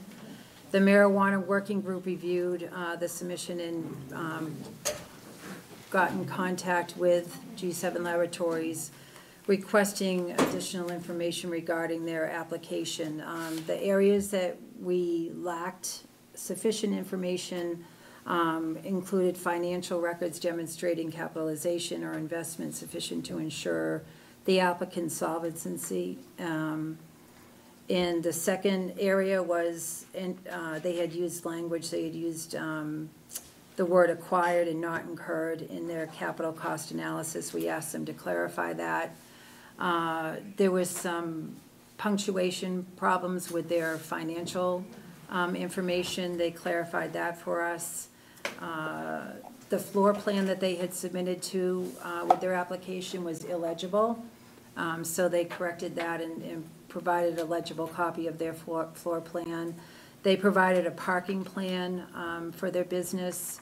They had stated, and I'll go into this one with more detail, that they had 8 to 10 spaces that would be required. And we asked them to clarify how many spaces they would need for employees, how many for customers, and how many for deliveries, because it seemed like there was going to be a lot of activity going in and out of that site. So they clarified the parking plan. I believe with their unit, they are allocated 10 parking spaces. Is that correct, Anna? I don't have that number in front of me. Okay. So the location assigns 8 parking spots per unit. Okay, if I just keep reading. 4 spots, and prior to licensing, he's going to need 4 spots at any time out of the 8 spots. 1 spot for himself, 3 for vendors, and who may be coming to the location to help get the site ready. After licensure, they were anticipating 1 company car, 2 vehicles for the morning techs. They're going to have a rotation of part-time help, 1 courier, possibly 2 couriers for picking up and dropping off samples, and 1 reserved for a visitor. So his response to that question mitigated our concerns about parking, and it should be noted that the planning board, if in fact he does enter into an HCA with the board, will review parking and site control and traffic mitigation and that sort of things. We just asked about customers and couriers, how many deliveries they're anticipating, the number of visits per day to the site, and I think that was the biggest concern. I don't want to get into the in-depth financial information. Did you have any other? No, I think the only other thing that we discussed was the fact that I think there are 2 doors, and that it would be a good idea to have an extra security camera on the second door. So that was a recommendation. And that's something that could be mitigated through an HCA negotiation. And then to verify that a query has been submitted. And then the 3rd item is, I believe the escrow account needed to be established for financial dissolution. Okay. So it was the conclusion of the working group that all of those areas of concern could be mitigated through an HCA negotiation with this applicant. And the location is it still at Mill? No, he's at 160 Air Road. Okay. Yeah.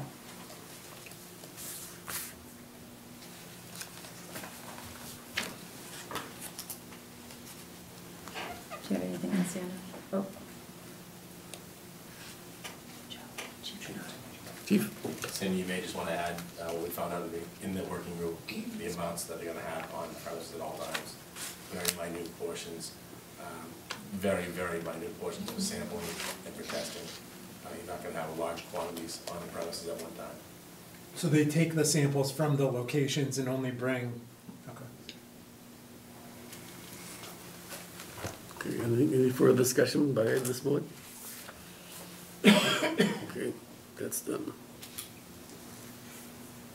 I actually do have a question. It's a little more subjective, but it's for Anna and Cindy, which is that, did you find the applicant receptive to working with us? I mean, certainly I responded to our questions and concerns, but this is going to be an evolving thing, right? And to be perfectly honest, a little troubled that the applicant chose not to come in tonight. I can understand why one might not choose to come in now. So, right. How did you find working with them? Could I just ask a point of clarification? Were they specifically invited to attend? Just out of fairness to the applicant, I don't know if they were specifically invited to attend. Yeah, I'm not sure. I won't hold that against him. Yeah, no, I mean, he did appear before us at the very beginning and gave us a presentation. And at that time, he was going to be in the mill, is that right? Right, Okay. yes, yep. I felt had been very responsive. There was some other details with respect to HCA that could be dealt with in HCA negotiations. Okay. Just regarding the amount, I think he had mentioned. Oh, right, I recall, he was not inclined necessarily to maximize the contribution. Right, yeah, exactly. So that was the only other thing that he had brought forward. But other than that, I mean, he was very responsive. To the point where he had a deadline to respond to us, but was gonna be out of the country, and actually wrote and asked for an extension of time, and adhered to that extension request, so. Did you have anything else, Anna? No, I think that he was responsive. He was responsive and Yeah. engaged. And again, you'll have that opportunity to chat with him more during any sort of negotiation. Anything else? Nope. No. Thank you, Joe. Thanks. So the next applicant would be Littleton Apothecary, and there is information in your packet regarding that application from Christine, who is here with us. And so these were concerns that were raised during the last meeting before the board. And you can see in the packet, she set forth her concerns and provided a response regarding involvement of some business partners with her organization who are no longer involved. The biggest concern, I believe, was security at that site. And I don't know, Christine, if you want to share a little bit more about the steps you've taken to mitigate that beyond what's already in the packet. So I hope that everyone's had an opportunity to read the proposed security plan from the additional security contractor that I hired, Paul Maria of Strongbox Security. They are a contractor that, they actually work on the Warner Brothers Castle Rock set. They're the security firm for that. But their focus is the cannabis industry. Paul is a former detective from Maynard. He knows Chief Bernard. He and I met with Chief Bernard, and I met with Chief Bernard again a couple of times. The chief came to the space, we walked through it, sort of gave him an idea of the layout and the security plan. And he made some suggestions. Paul and I were receptive to that. I'll have anywhere from 2 to 50 security guards whenever I want them from my contractor.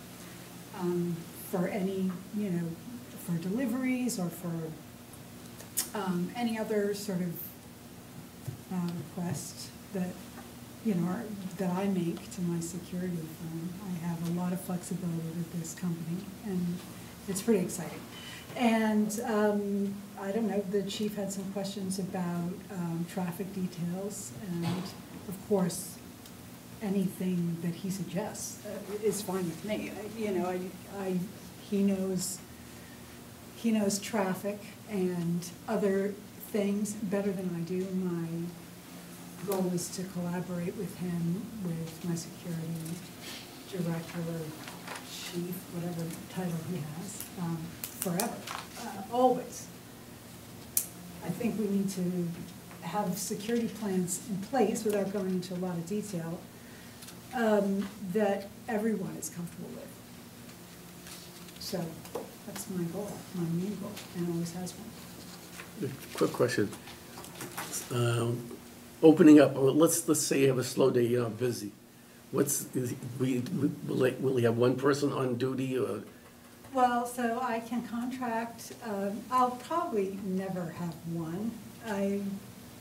There are enough, and I don't want to go into too much detail, but I'll always have at least 3, I think, security guards. Yeah, that's fine, I just want. Yeah, But I can have them come and go and more come.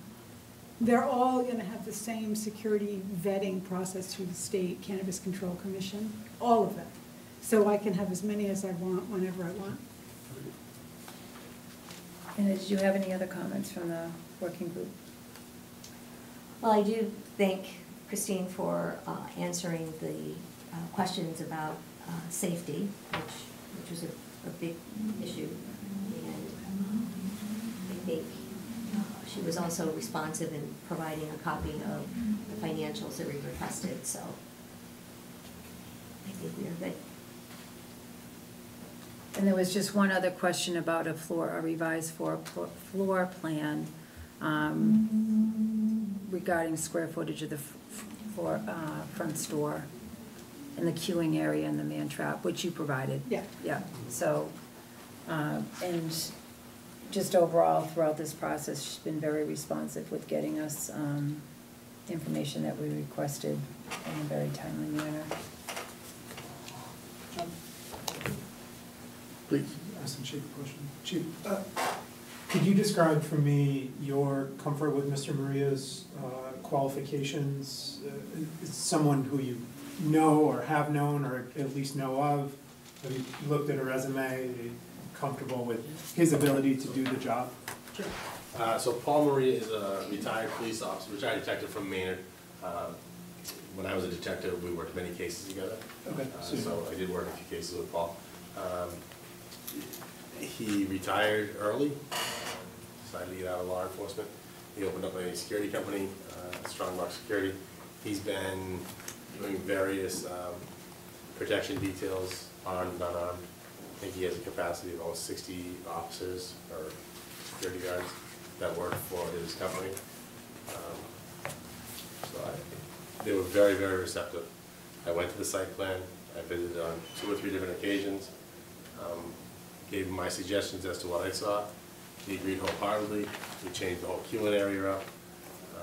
There's only one thing we disagree on, but he's trying to mitigate that now because of the property where it sits. We did have some traffic concerns.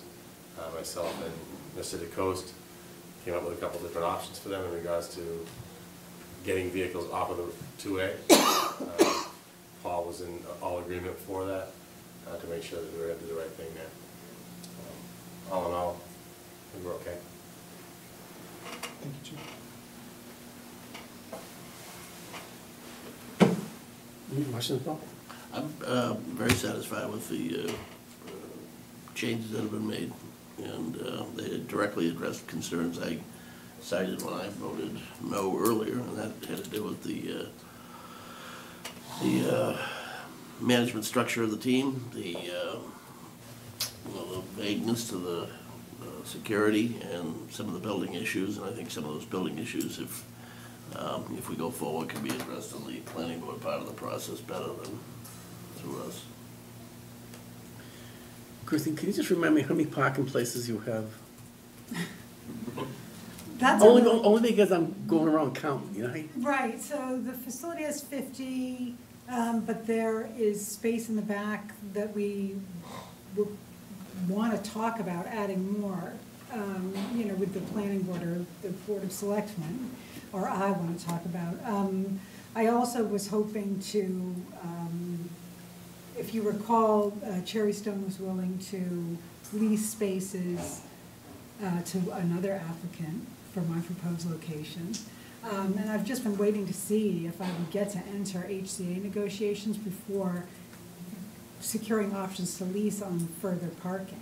There are some vacant lots around there. There's a lot we can do, and I'm very flexible to it, and open to discussing any of it.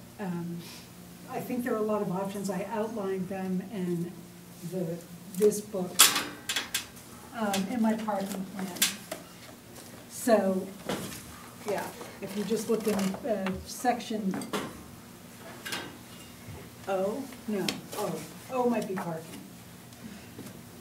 But it has it all in there. Okay. Let's see if I can find it. I don't know if Any further questions? So because I need to recuse myself, or I am recusing myself from Community Care Collective, the votes on each of these applications need to be separate. They can't be a joint motion. Understood. Does the board wish to take action on G7 Laboratories and Littleton Apothecary now, or after discussion on, I mean, it would be cleaner if you took it up now. It's the easiest and simplest way to say it. I'm prepared to act on either one of them. Doesn't matter.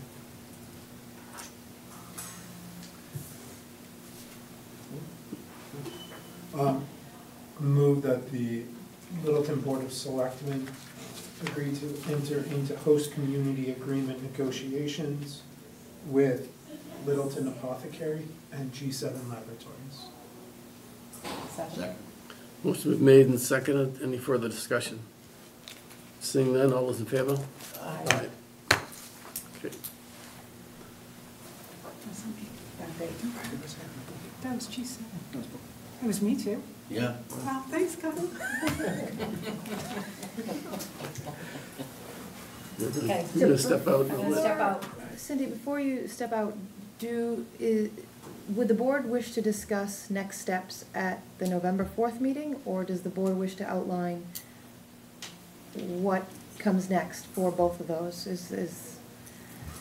Is there a delegation to a couple members or an election of a couple members that would work on these negotiations to bring it back to the board? Is there a standard process that I may not be aware of that has occurred in the past?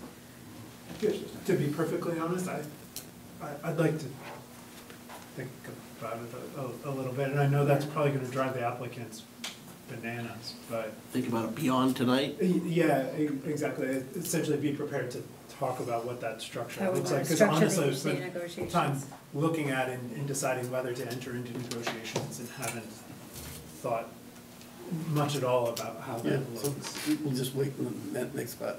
The applicants will indulge us. Great. Yeah.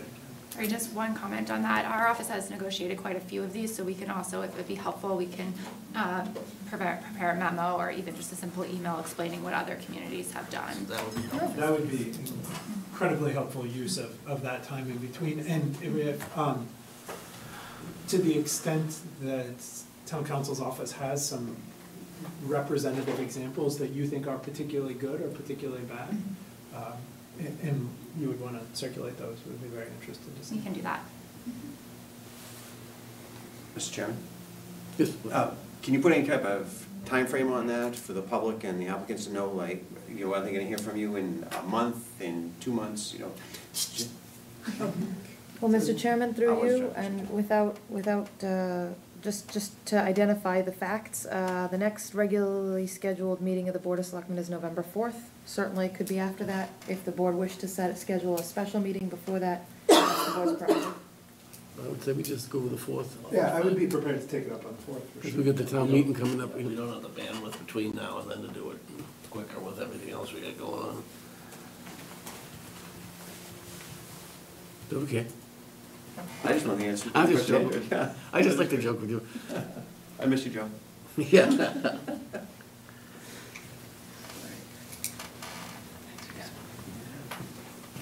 After this discussion.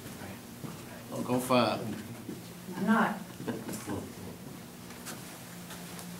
And if you want to take the lead in this? Sure, and Chief, if you want to just make sure that. You hit all the points? Right.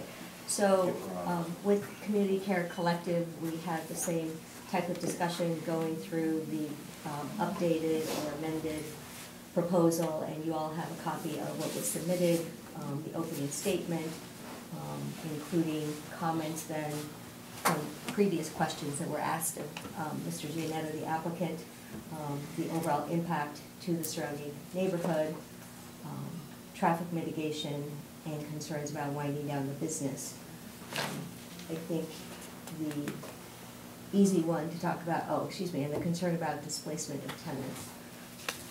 So while we did not have at the time of our meeting on September 25th input from either the residents or the tenants, we did not have a lot of discussion around that. And then related to traffic mitigation, I think after some discussion, Chief Kennard, you felt pretty comfortable that you would be able to mitigate that? Absolutely. I think if you look at it, it's similar to what we have on Air Road. They have a very, very long driveway. You can probably queue 20, 30 cars up before they just come out onto the roadway, which is good because if it ever does get busy and there is an overflow, it's not a constant flow of traffic. We did talk to Mr. Gianetta in regards to police details.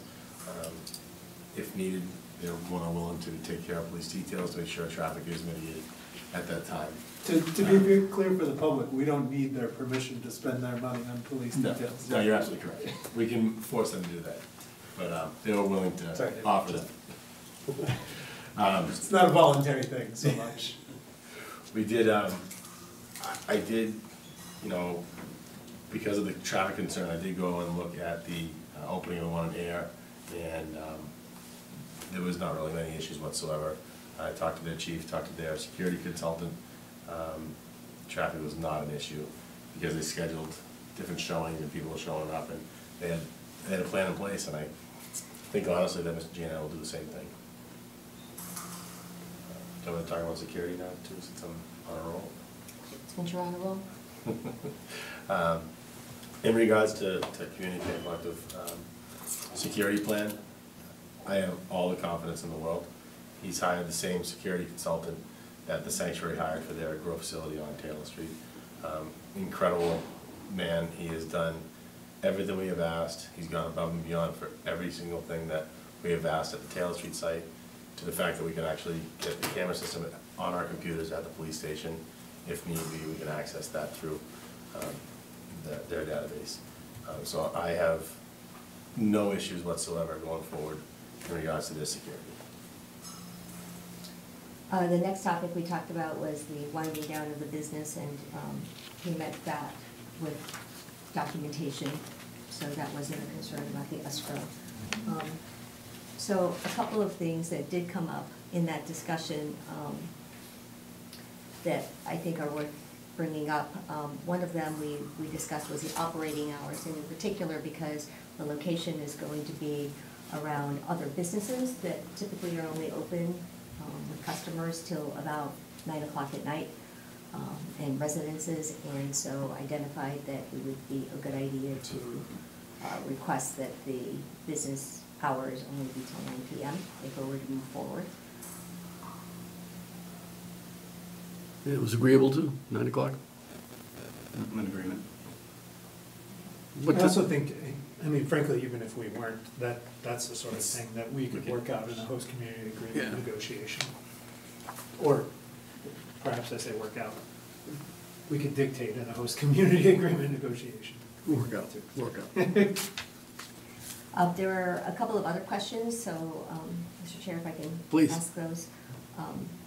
We did have some question about what Mr. Allen's role, the security chief, has, because currently it would appear that Mr. Allen is a consultant, but then we didn't know whether or not he would be coming on board as staff, especially given the fact that he has several other jobs on his resume. So perhaps that can be addressed to understand what Mr. Allen's role is going to be. If I may? Please. So, right now, Armstrong Security, that's his security company. He also works at the hospital as well. Right now, for me, he's a consultant because obviously I'm not operating. So, I refer to him as Chief. So, Chief Allen and I, we've discussed a possibility of a full-time role, actually, with Community Care Collective as a security personnel. He will be handling all scheduling, staffing, vetting of any security personnel.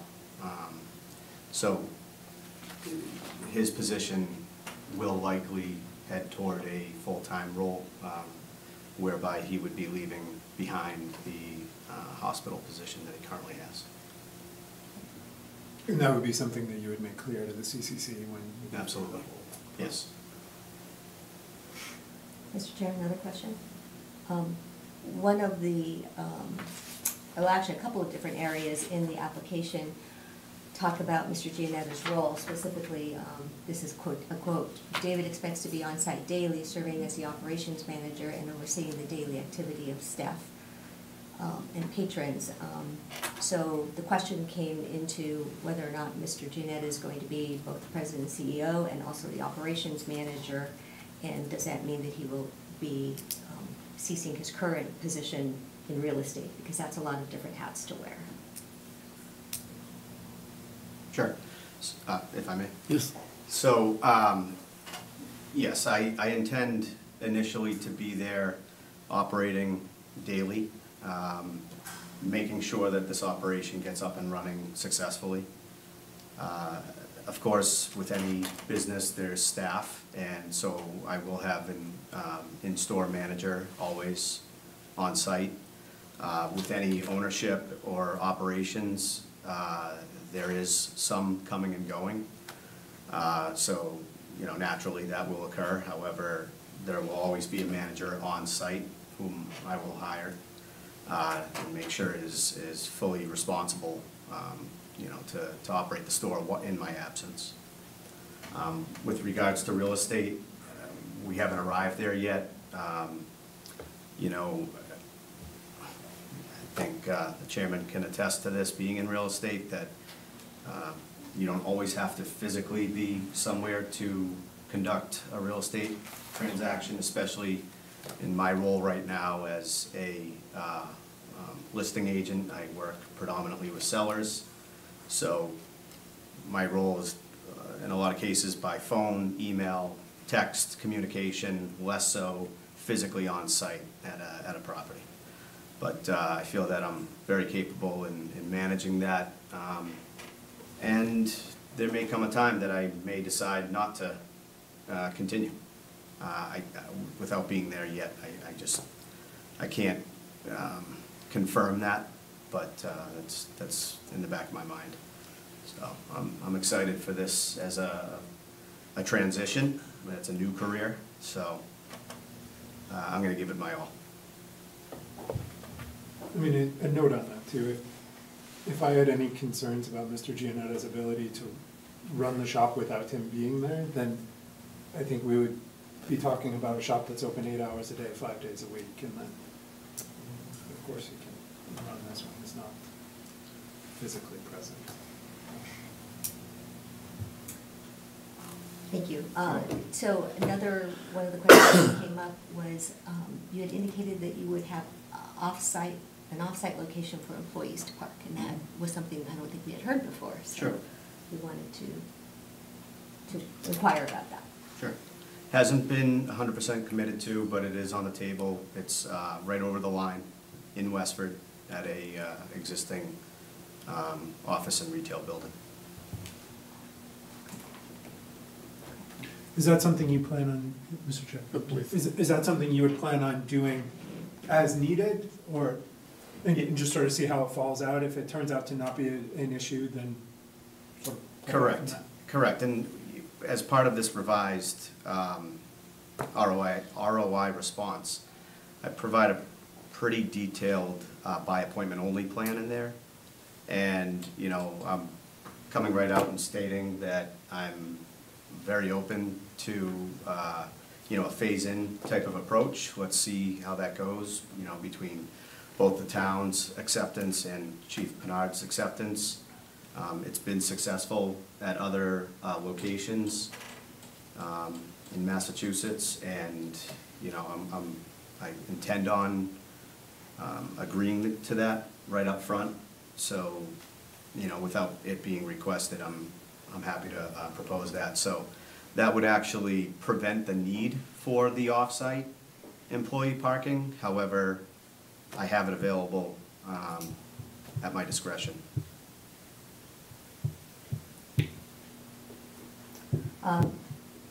Then another question, I think it just requires some clarity.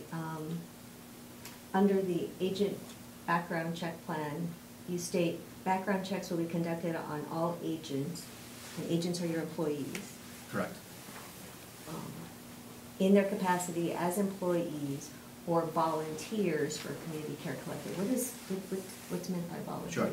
So, as part of my mission, especially as a Littleton resident, I've offered, as part of my host community agreement, to offer 100-plus community service hours.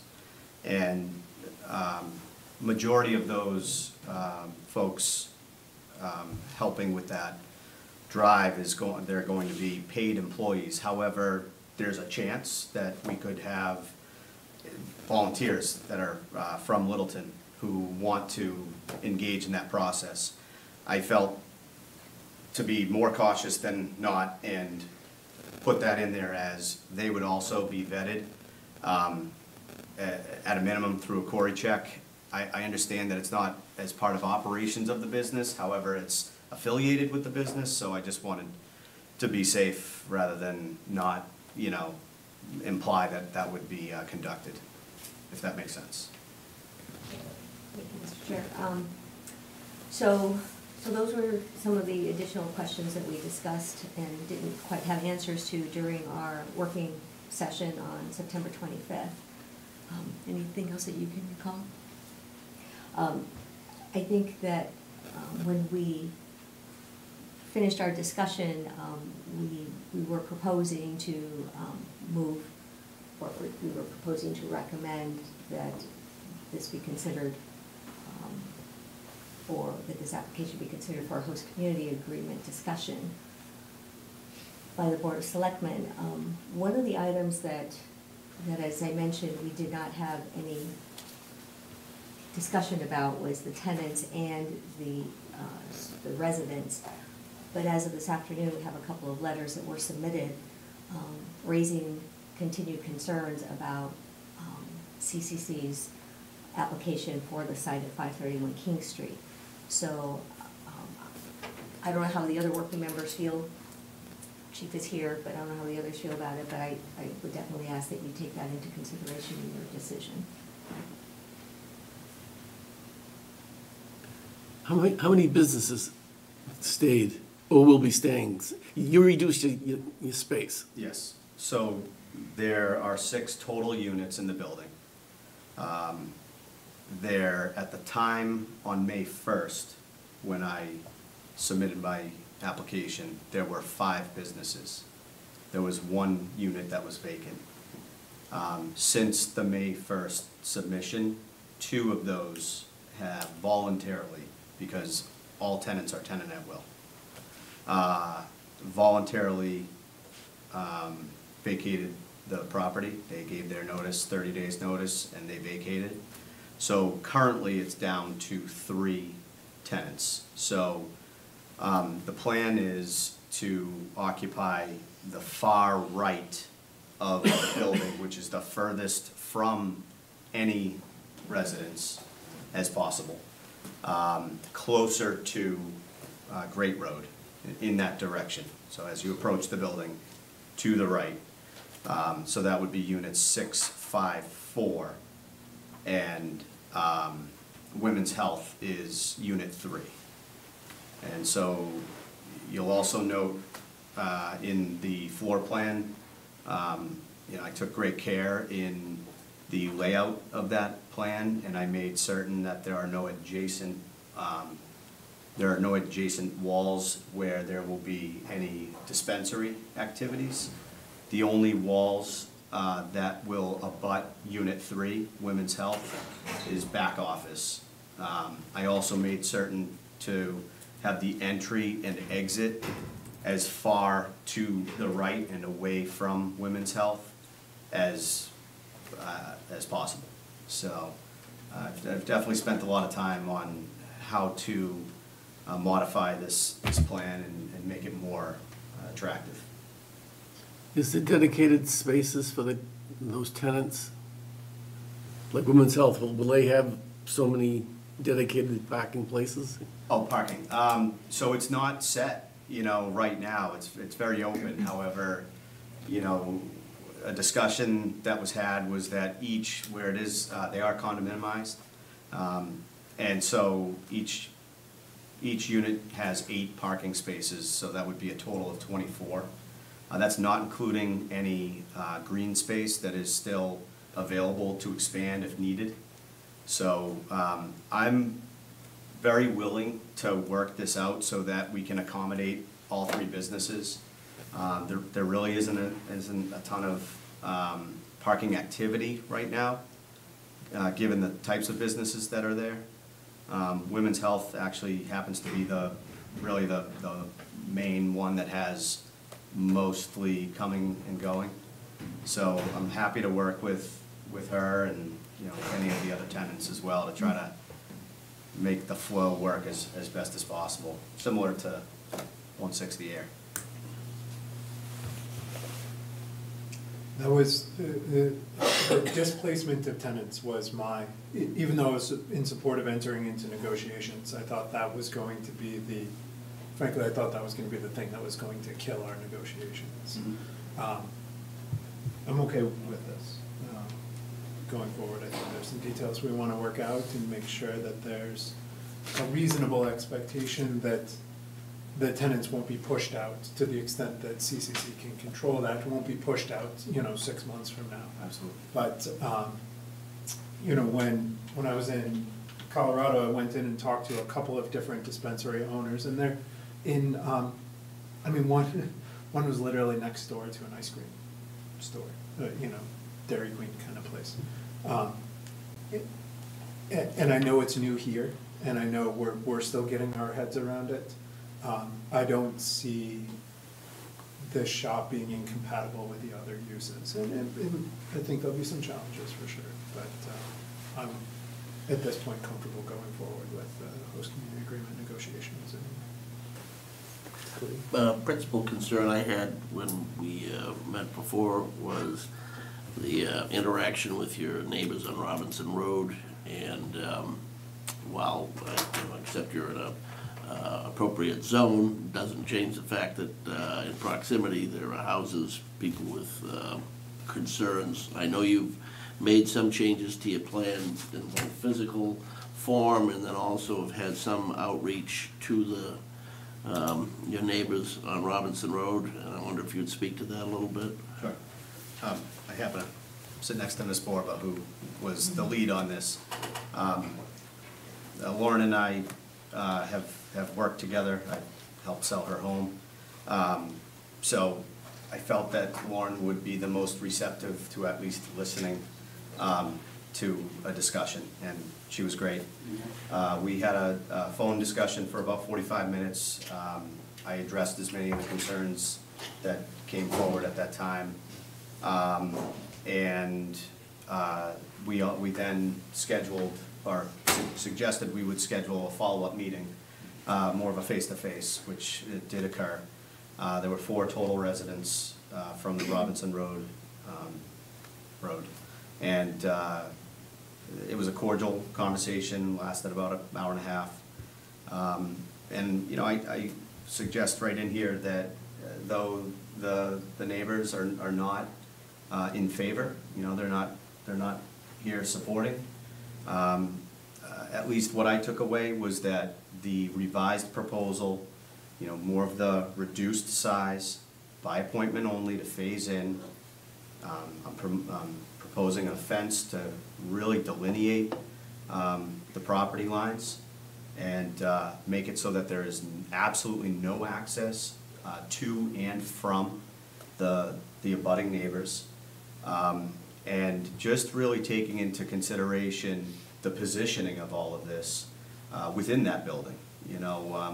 I could have pushed it down the other side. I decided not to. I want to show that I'm cognizant of the concerns, and I'll always remain to be that way. And I explained to everybody that I'm not going anywhere as far as a Littleton resident goes, and this isn't going to be a situation where you just can't reach me.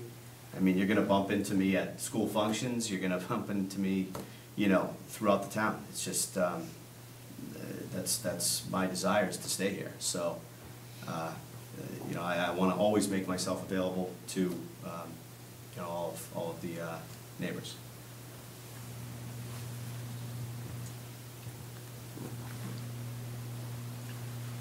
Please. If I may, only because I'm obviously directly involved.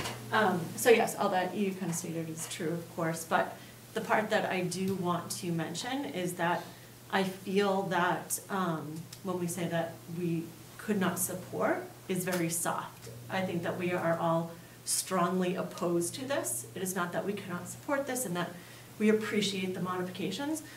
Frankly, I think that it's very soft-toned and I don't appreciate it. Sorry, I'm getting emotional. I'm really angry right now. So I want to be really clear that we strongly oppose this, and I just don't appreciate it. So I think the olive branch was taken as, you know, as a nicety, and frankly, I think it was twisted the way that you were portraying it, so I don't appreciate that. Thank you. So, sorry, and this is really embarrassing, but I'm really passionate about this. It's understandable.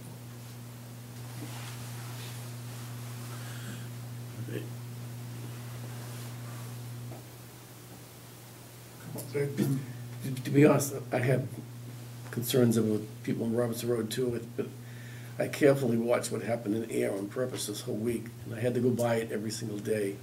My biggest fear for both operations was that what would happen with long lines and just a lot of, just the amount of traffic, and it just didn't happen, and I can't say this will be like this forever, but it might have reached a point where now it's just gonna be a business that's open and won't have those type of problems, so. I do think, though, that we are in a position, particularly on the front end of this, to continue to ensure that what's done, that what Mr. Giannetta has committed to doing, he follows through on, in terms of delineating the property and being as protective of residents as possible. In trying to strike that balance. And so with that in mind, I don't want the residents to feel like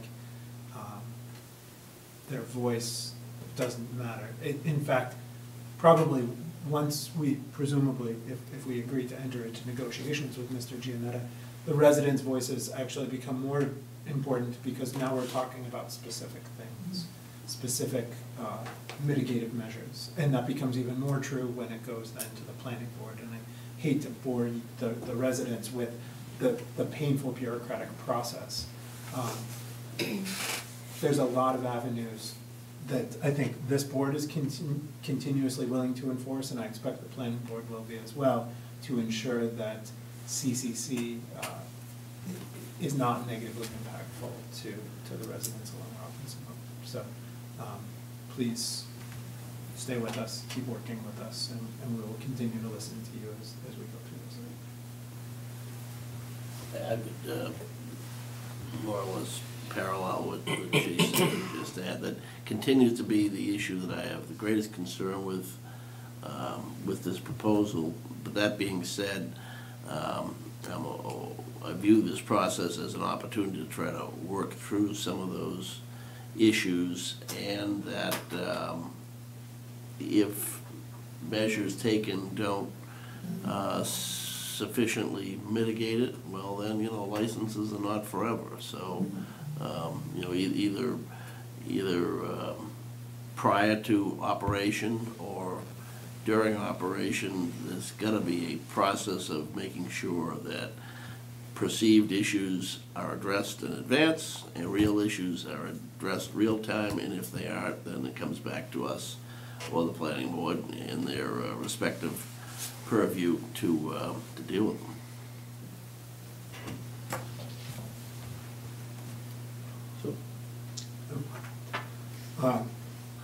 That in mind, I'll move that the Board of Selectmen enter into host community agreement negotiations with Community Care Collective. Second. Motion's been made and seconded. Any further discussion? Seeing none, all those in favor? Aye. Those opposed? Thank you. Cindy? Maria, thank you very much. I'm fading fast. Yeah, no, I don't blame you. Didn't plan on being here tonight. But we have happy to go home and continue to work the rest of the night on the project that I'm supposed to work. Well, how much of this can we put off? I mean, the assignment of articles, we can almost do that like we've done before, is like, have everybody chime in, by email or text or whatever. And I don't know how much time the other two items are gonna expect to take up, but it's long. Can we take, while Cindy's gonna drink, Joe, can we take the MOU with the library on the proposed building project out of order? Sure. I spoke with Nina earlier this week. I was one of the people who really wanted to see an MOU with the library to sort of get the library's firm commitment, written commitment to contribute to the library project. And so I think that MOU is not going to be complicated, but I think it's important for us to have it in. I would be happy to work on it with whoever the library trustees would like to appoint, and it would be something that I would want to have in front of the Board of Selectmen, ideally by our meeting on the 24th. Not knowing what this really entails, I'd appreciate personally just being updated as early as possible on what direction that's taken. Sure. But I'm okay with it. Okay. Case, that would be me. I was afraid that would be the case. So, just to clarify, Mark Rambacher, library trustee, at our meeting last week, we voted, the trustees authorized me to enter an MOU with, we have basically two funds with the town that are dedicated to the library building project, and we'll enter an MOU with, I guess, with the Board of Selectmen or whomever it is, to say that those will only be used for the building project, basically. There we go. So we just You need got a to napkin, you want to write that down and we can get this done now? Okay, back to number 8, Cindy. Reading through this is a lot of work. Do we break this down by section, or how do we do this? Oh, yeah. So, I mean, honestly, and I know we've talked about this since, at least since I've been on the board, about how to tackle this task, but really diving into it, thankfully we have the assistance of Jess Peterson, our intern, to help dissect this, because it just kept ballooning. I mean, it's just so much information. So my suggestion was, and I hope everybody had time to look at it, because I know it's a lot of information. What I'd like to do is just come up with a strategic way that we can tackle this a little bit at a time, piecemeal. Yeah, perfect. And so one of the things that had come forward, and I think it's, so Section 3, Board of Selectmen Regulations and Procedures. Our procedures, our comments that were then cross-referenced with staff comments. I think this might be a good section to address initially, just to see where the common denominators exist, and then instead of going through one and then not knowing that the staff had also commented on it. They were just kind of consolidated in that frame. So I was thinking that maybe we'd start with those first and see if we can come up with just a general consensus on those. There might be some right away that, don't require a lot of discussion. And then the other one was Section 4, the outdated or obsolete regulations and policies. That was just my suggestion, to just try to break it down and simplify it, and maybe. I think the approach is right. I think the two you identified are the right places to start with our own, and start with getting rid of the redundancies or whatever. Right. Yeah. So what we could do, I didn't have the intention on doing that tonight, but I didn't. Because I think we're gonna have to carve out a substantial piece of time to do that. Might be a good work session type project, Right. Great work session type of project. Yeah. I think that would just be the easiest way to do it. As long as we break it up so it's not all at once. Yeah, Break it no, up and say, this is what we're doing now. Right. And this is what it was, and this is what it could be. Okay. All written out. Yeah.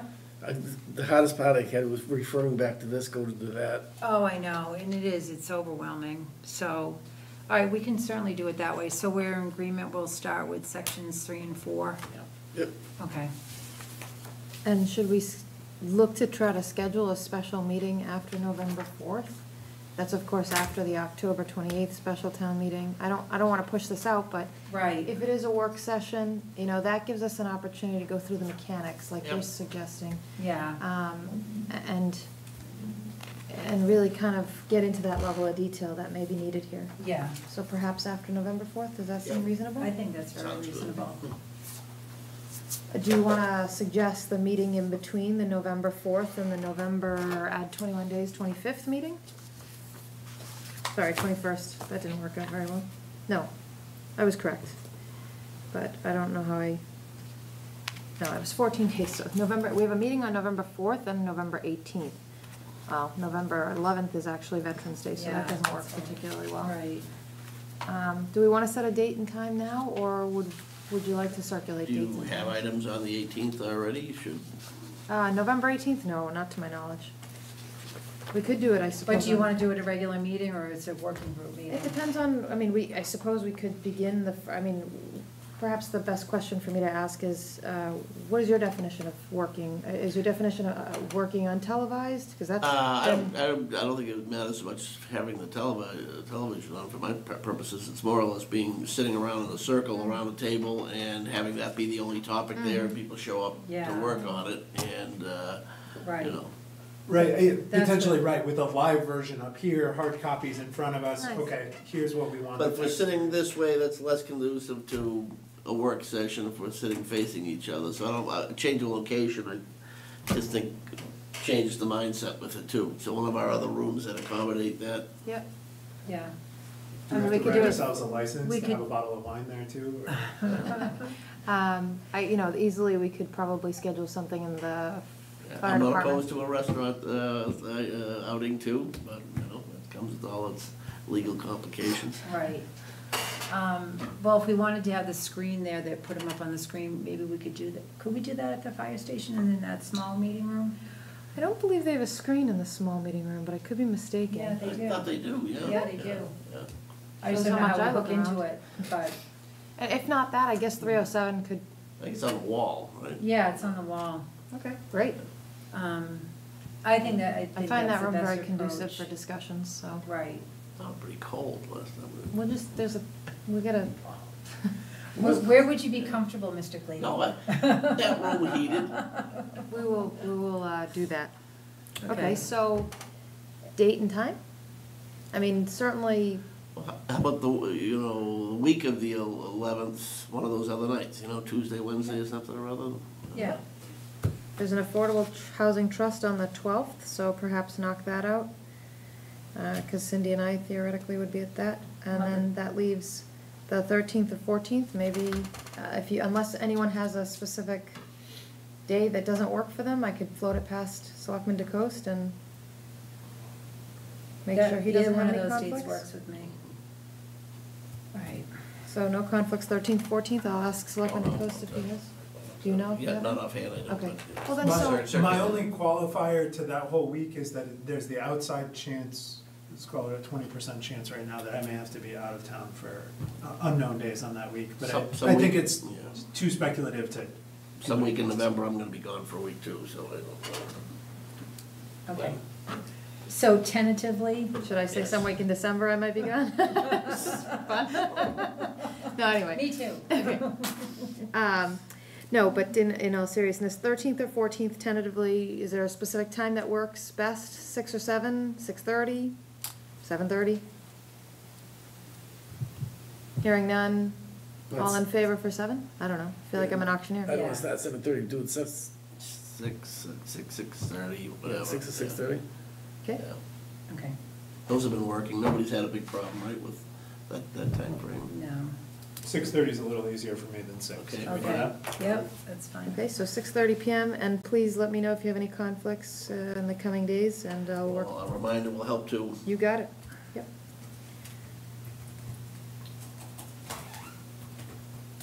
Okay. All right. And I'll let you know if that item that week does materialize. Okay.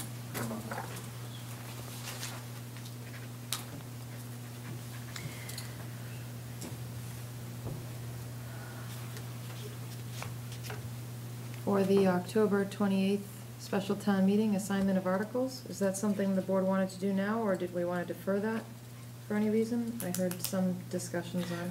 Well, now that I look at the list, it's so short, maybe we can get through it so quick. I think so. Sure. If you look at if we look at page 3 of the town Right. meeting It's all booklet, right you've got there. your whole list. Right. Yeah.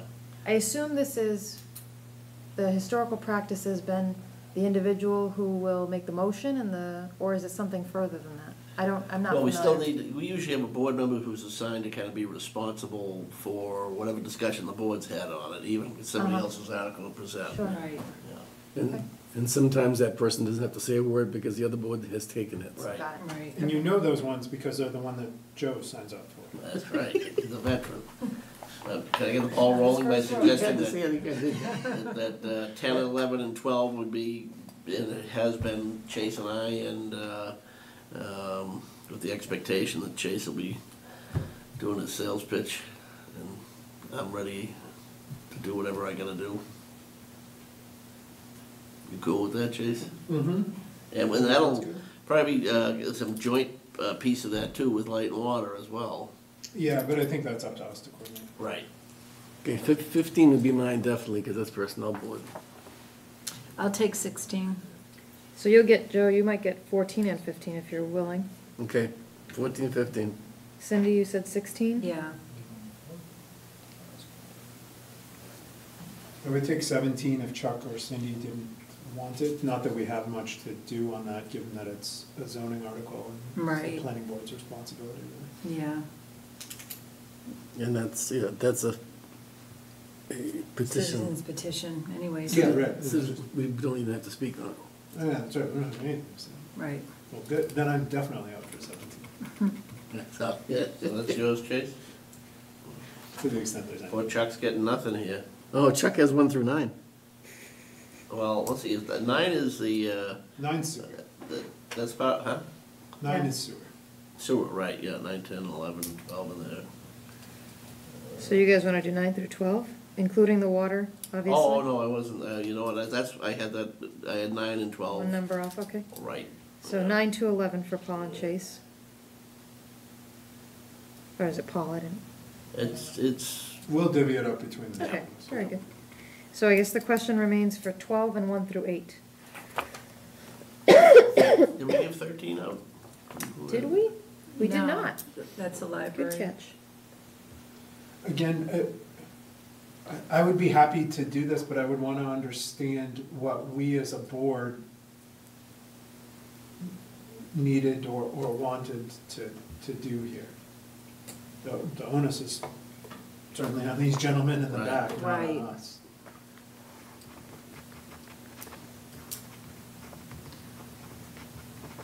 Well, we did take a vote on it, so if you thought you could explain how it is we arrived at that, then have fun with it. Oh, at the funding mechanism? Right. I mean, I can help you with that, Chase. We're Yeah. working it together. Yeah. Okay. I think it might be wise for us to put a couple of preemptive, things together. Right. To talk about the funding mechanism. Right. And what would the schedule look like and things like that. Right. So that we're prepared to answer those things to the extent that it's about the library and it's about how much it costs. That's on the trustees. Yeah. And the friendly reminder on that would be, we're asking presentation slides be submitted by Wednesday, the 23rd at 4 p.m. Can we have an extension on that so we can actually put the real number in? What I would suggest in the case of the library would be all the presentation, whether it's the ones that are being worked on by the Board of Selectmen or the ones being worked on by the library trustees, that the slides be created, submitted, Done. in any space, one location where the number needs to go, that be supplemented at another time so that we can give all that information to our professional staff with LCTV and they can do what they need to do on their end so that they're not in a situation where they're working, if we can avoid it, over the weekend. Who do we work with I'm not sure exactly what you're asking for, so who do we work with to do that? So, I believe, I might have copied you on an email that I sent out, I believe. I should've been last understand week. we have to get the slides in. I'm Yeah. just not sure what you're asking for with, because at some point we have to put a number up, and if we have the number on Thursday, not Wednesday, I'm not sure what you're asking for the slides on Wednesday, but the number on Thursday. Okay. So is it you I'm working with, or someone at LCTV? That's the question. Sure. So, to clarify, and I appreciate you asking for the clarification so that we're on the same page. To clarify, the question is, does the library trustees have slides or materials that they wish to present at town meeting? If so, please submit any and all of the information that's available by the 23rd to either me or to Mark Crory as the LCTV director. And that way, it can be processed, and any additional information that comes in on the 24th can be supplemented. But we'd like them to have, if there are 6 slides, they'd have those 6 slides, and if there was a location in which a number was to be inserted, but that number was not yet available, that number could be supplemented at a later date. But we're asking everyone to meet the submission deadline so that they have a sense of how many slides they need to load in. They can create a structure and a format that. So you're saying we'll replace slide number 6 with something? Perhaps. Okay, fine. I'll volunteer for 12 and suggest Chuck for 5 and 6, guessing he might be interested in at least the park and rec end of it. He's got nothing on here so far. I have one. Joe, you taking I one? think there is a bill of prior year. There is one. Who has 7 and You 8? want to take 1 through 4, Joe? I don't think there's going to be much there. Yeah, we'll see what else Chuck. Well, we still have 7 and 8 left. Chase, a former Conscom member, that's usually the... I'm happy to take 7. I can imagine, given the dollar value involved, that anyone's gonna bat an eyelash. All right, I want to give Chuck 8 then, so he gets has everybody got a few now? Sure. Okay, so 1 through 4, Joe. 5, 6, Paul, Chuck. 7 was Chase, thanks. And 8 was Chuck. Thanks. And then 9 through 11, Paul and Chase. 12, Paul. 13, Chase and Cindy. 14 and 15, Joe. And 16, Cindy. 17, Chase. 17, nobody. 17. Huh? Nobody. Nobody, it was a citizen petition. Citizen Oh, petition. well, we're not taking a position on it then. We can. I suppose we could.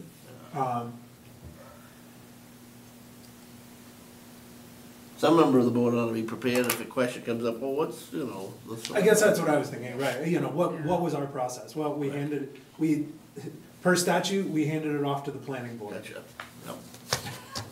Yep. Just to be prepared to say that.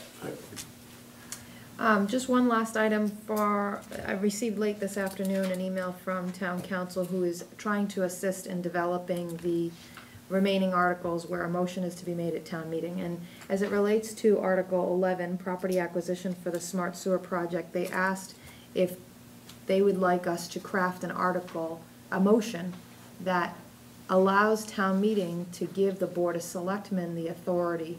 They need to check on whether this process can be conducted, but essentially the ask to town meeting, if it's permissible legally, would be to delegate to the Board of Selectmen the authority to seek and purchase a property. How does the board, if at all prepared to discuss this at this point in time, wish to proceed on this, or should we, Can I punt on this question a little bit and propose an alternative way of responding to it? We've still got to figure out a couple of very important details associated with those sewer articles. I would be interested to see the correspondence. I understand town council probably needs some time to put that together. I would be interested to see what it looks like, presuming it's not a Herculean effort on their part to put it together. And I would propose that, strictly speaking, our next and only meeting before town meeting is October 24th. I think we still need to sit down and go through the sewer information, if nothing else. I think our intent is to do that sometime this week, right? No, the Board of Selectmen as a whole should do that. And I would propose being prepared to do that as a board next week. Yeah, depending on the date, fine. I'm not a fan of the notion of giving us the authority to come back. I mean, it was enough attention was site-specific that I would rather be asking for permission to finalize a deal on a property that we've identified if the RFP process or the Chapter 30 process yields that up. And if it doesn't, then we have to come back with, a different location. But that's just specific to your point. Hopefully, that'll be, either one of the options discussed will apply. Either that is considered a unique location and that doesn't even enter into it, or they're the only ones that apply to it and it's a fait accompli. But I would prefer to see language that makes the town meeting comfortable that they're gonna see where the facility's going and get a vote on it. Okay. Either in advance or after. So assuming the board feels similarly, I think what you're saying, and correct me if I'm wrong, is there's two checkpoints. Number one, do we have a specific identified location, in which case then we present that to town meeting? And number two, if we do, does it meet the, procurement requirements to go forward? Right. And you feel that, if I'm correctly understanding you, that both must be satisfied before we approach this town meeting with that specific proposal? No, that's not what I intended to say. I Okay. intend to say, hopefully if we have an agreement with the property owner on terms that we, make that announcement, and however the council allows us to do it. If it's fine, I consider it a unique, or it can be considered a unique parcel, then you don't have to do the Procurement Act. But if you do have to do the Procurement Act, put it to the town that our intention is to go to this site, but we have to go through a procurement process to do it. Right, I see what you're saying. So But obviously, first and if the checkpoint. procurement process doesn't yield that up, well, then we are under obligation to come back to town meeting. But I guess the refined understanding I would have is the first checkpoint, you would like to identify a property. Yeah, well, hopefully we've done that, we just haven't got the. So I don't necessarily. Recent update on that. So unless the board feels differently, and Chase, I don't know if you feel differently or similar, considering your comment earlier about asking for language, not having heard Paul's comment, should I ask town council to go down the road of drafting something broad, or should I tell them, no, we're really just looking for, if we have a parcel identified, we'll bring that to town meeting, otherwise we'll pass over it, if that's what you're saying? I think I don't there's know too if I'm many getting lost combinations in and the- permutations here. I can't imagine that this is an onerous thing for council to put together. Right. Okay, Yeah. that's, I just Let's need some clarification figure it on what out to give once. guidance to town council. We've All got right. it. Look at the- Okay. So they'll And move then we can forward direct council what to- accordingly, and then we'll have some language to be able to discuss on it. That'll invariably go through a few permutations between now and the end of the week. But hopefully, the property in question will get to a point where if somebody's able to shake hands and sign a piece of paper, and a letter of intent, as long as it passes muster with council, and then we can fill in the legalese around it. Okay. I have good news about the next agenda item, Which is, town administrator reports. short. We can just keep moving. 2 minutes. Congratulations, by the way, on your scholarship. Thanks. Where is that going to be, the ICM? It's gonna be in Tennessee. Tennessee.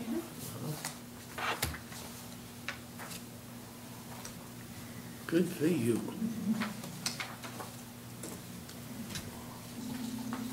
So I guess the last item is a Minutes. recommended motion, right, for minutes? I wasn't at that meeting, so I will abstain. But looked like you had a lot of fun.